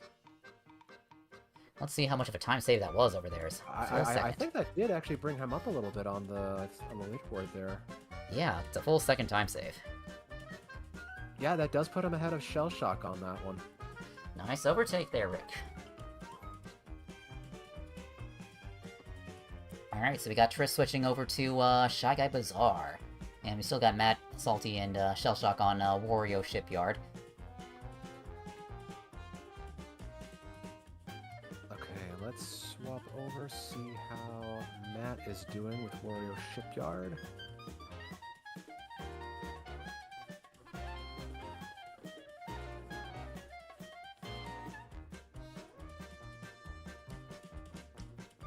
Matt didn't get the charge jump just right for the pole. Yeah, Triss is net connect with their ghost right now, just barely ahead of them, bonking into the vase, unfortunately, to lose a little bit of time there. If they're able to go for the rail strat at the start with the ropes, they can get a big time save on their run, because I noticed they didn't do that in their first go-around. Oh yeah, no. Have you seen them do that at all in any of their runs yet? Or No, I have not. I think they've just been skipping out on the rope up here, so... Oh, they're attempting it. Oh, there we go. Yeah, if they can get that, maybe like 2 for 3, or... They don't necessarily need to go for 3 for 3 if they want to get a good time save, but if they get it at least twice in their run, they can get a big save. Yeah, no. Oh wow, no, I see their ghost is like right on their heels. Oh. Ooh, You know, that's the other thing just to consider, just like, if you're not comfortable enough to take the shortcut all 3 laps, just doing it once or twice is still good enough to, like, really move you up. Yeah, that'll get you, like, about a second or so in time save. I did see a very nice Sky High Sunday wall ride there from Iceberg, cutting off the little gap at the bottom. Ooh, okay, I think Triss is picking up maybe, like, another second or so, depending on how well they come off this ramp here. Yeah, they are a decent bit ahead of their ghost. All they gotta do is not hit the vase up here, and they can get a good time save over their ghost. Yeah, and at the same time, Shell is coming up to the end of their run on Wario Shipyard. Oh no, they just hit the median. Oh no. It always sucks when it's like right at the end of your run. Everything's going perfectly, and... Alright, last one. Let's see how it goes. 201. 201 for Triss on Shy Guy Bazaar. Alright, so where does that put... Oh, that puts Triss in first place. Oh, nice overtake from Triss. And looks like we got a track switch from Shell Shock coming out. Making the switch to DK Spaceport alongside... Oh, no, yeah, Rick has also switched to DK Spaceport after that nice run on there earlier. Looks like they might be... Oh, yeah, I think they want to take back their spot from Rick, so I think maybe they've realized... Rick, yeah, they've been overtaken there. Looks like they're going to copy off of Triss, just see how Triss approached that one. Alright, let's just see how Iceberg is tackling Sky High Sunday. Does Triss have this one?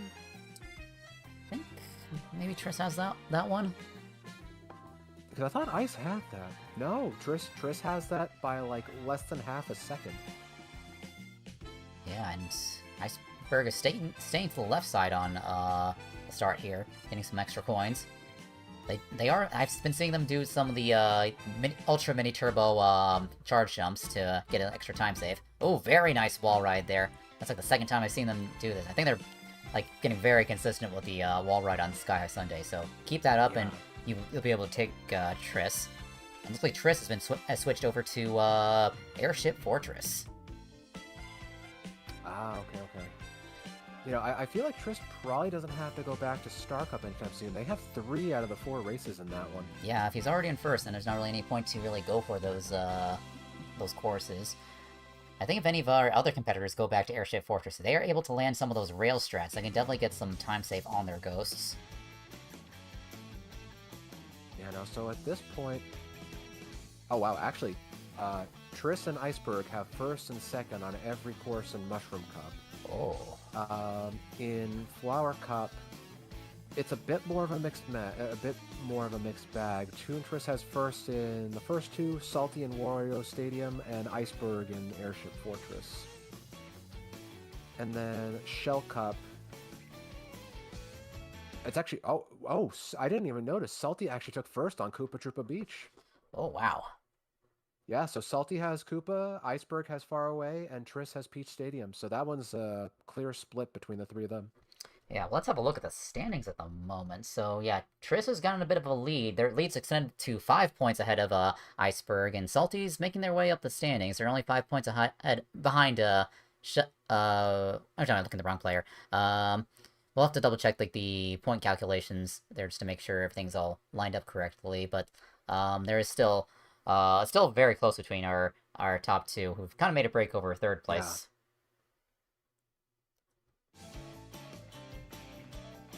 Alright, so I'm gonna see this here real quick.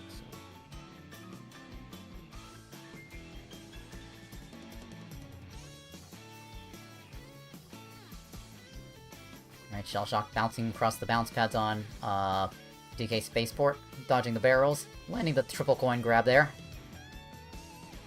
Oh, unfortunately getting hit by the Photoboom, having to reset. That's the run killer.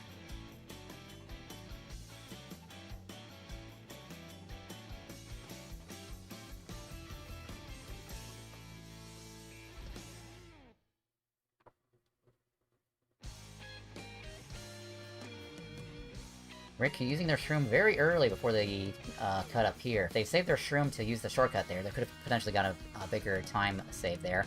But they do get a 2:19, which is a new record for them still.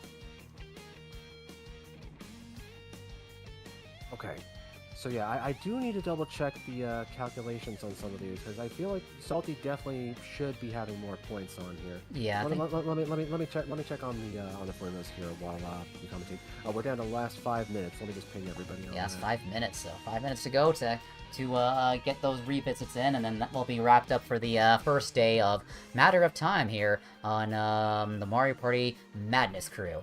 There is still going to be one more day of the tournament tomorrow, around the same time, 9 p.m. EST. We'll be going through the other 15 courses in the game. The difference for day 2 is that there will be 13 minutes for Rainbow Road because it's such a long course, and Rainbow Road will be worth 9 points for first place. So there's a bit of a point bonus there, and the players will have 40 minutes to revisit any course they like. Alright, but we got Shell Shock coming in, rounding out DK Spaceports, seeing if they can get a new PB. And we'll see if it'll be enough to overtake Rick, because they did get overtaken by Rick earlier. Unfortunately, messing up the turn there, bouncing off the wall. Let's see if that costs them the overtake on Rick. Let's see, let me have a look-see at the time they got for that. So that is a... Nope, that doesn't look like a new PB for Shell Shock, unfortunately.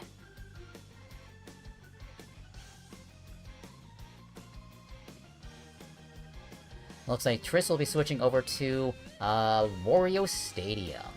So I think, yeah, they did get very close to getting some of the U-turn rail strats on there. So if they are able to land that, they can get some time save over Iceberg. Because those two were kind of neck and neck until Iceberg managed to land the U-turn. We do have a time save for Sky High Sunday for Iceberg. And I think that's a 158 for them.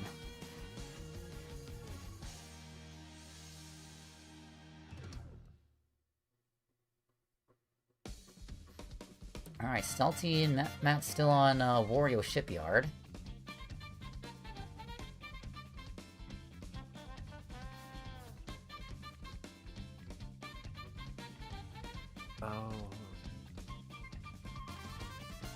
Alright, Salty with a 229 on Wario Shipyard.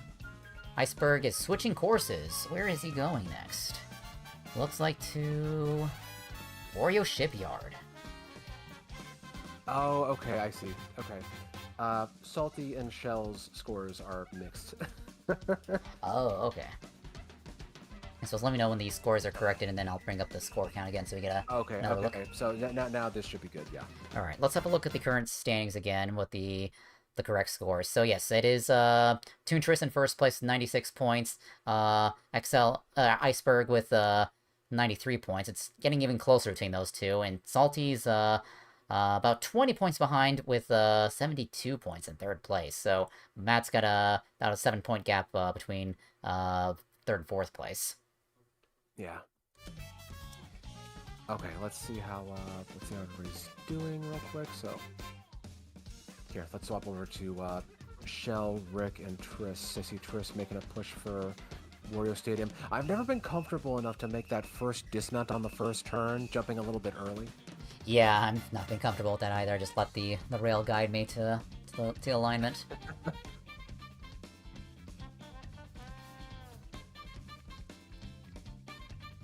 Looks like Salty's making the switch over to Shy Guy Bazaar. We have seen them a lot on Wario Shipyard, so it's good to make that switch, especially with less than 5 minutes to go.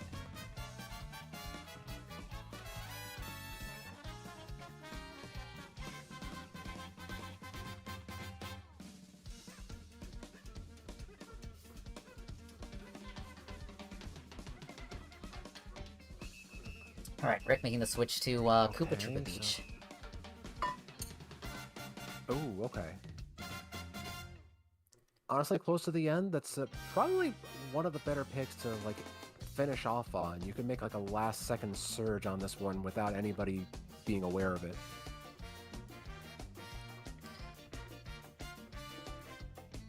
Triss goes for the inside cut on Wario Stadium, but it just doesn't quite connect. That's unfortunate. Big time loss when you lose it. Looks like Iceberg is making one last push for Wario Shipyard.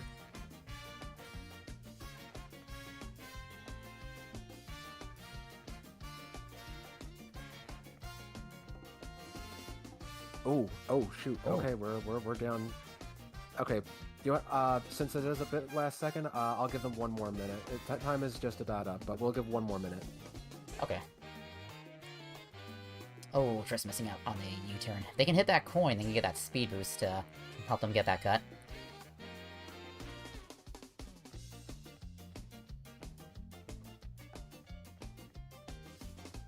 Okay. So our competitors will have 1 extra minute to revisit any course.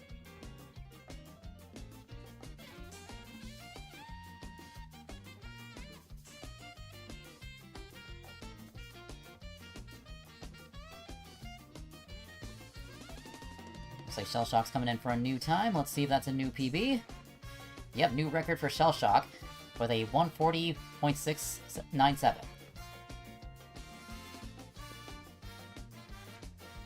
Well, the question is that enough to overtake Rick? Because I think they've been trying to take back the spot they had on that course.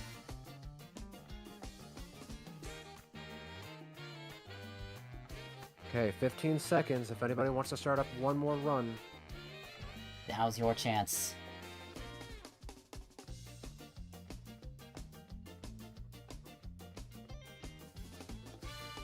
And looks like Triss will be putting down the controller. That will be ending their run for And day that's gonna 1. be it. Alright, our competitors have this final run that they are currently on to finish it up and see if they can get one last time save. Shellshock's. Okay, I think that's Shellshock's done after that drop on the first turn. That leaves Iceberg, Matt, and Salty, and Rick left. Rick getting 2 coins off that ramp. Very nice alignment there. Oh, Salty, I saw that. That's unfortunate for Yeah, Salty. that's gonna be unfortunate. Yeah. That run is no. null and void. At least 3 of our competitors Salty, left. I see what you're doing. We see you. I'm watching. Alright, that leaves Matt, Iceberg, and Rick with their runs. Rick and Matt and Iceberg have entered their final lap. Yeah. Ooh, that was an unfortunate bash. Ooh, Matt with the cut right there. Yeah, very good shortcut from that right there. I think he's definitely taking this last lap a little bit better than Iceberg actually at the start here. Ooh, gets a trick Okay. there, but doesn't get the... Oh, but he doesn't get the Oh, jump. that's unfortunate. Oh, I gotta hate when that happens. Yeah, oh man. Well, let's see if that's... Alright. Yep, they're calling it quits there. Or are they? Yeah, so Rick is just wrapping up their last run for Koopa Troopa Beach, but they didn't beat their last ghost. That is unfortunate. Iceberg coming up on the last corner. Looks like Iceberg got a new PB for Wario Shipyard. Ooh, okay, let's see if that makes a difference here. 231.655. And Matt coming in with a 238. Alrighty. Let's see. So that's gonna be Alrighty. 238 and 231. Let's get those times submitted, and then we'll figure out, like, our current standings in the first half of A Matter of Time.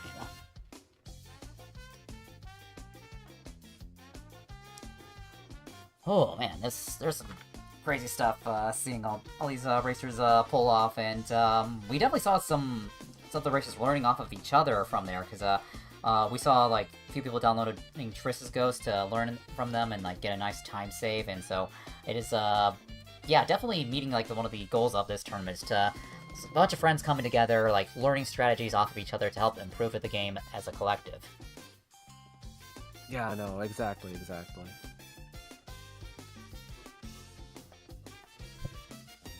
Alrighty, so we'll have a look-see around in the times.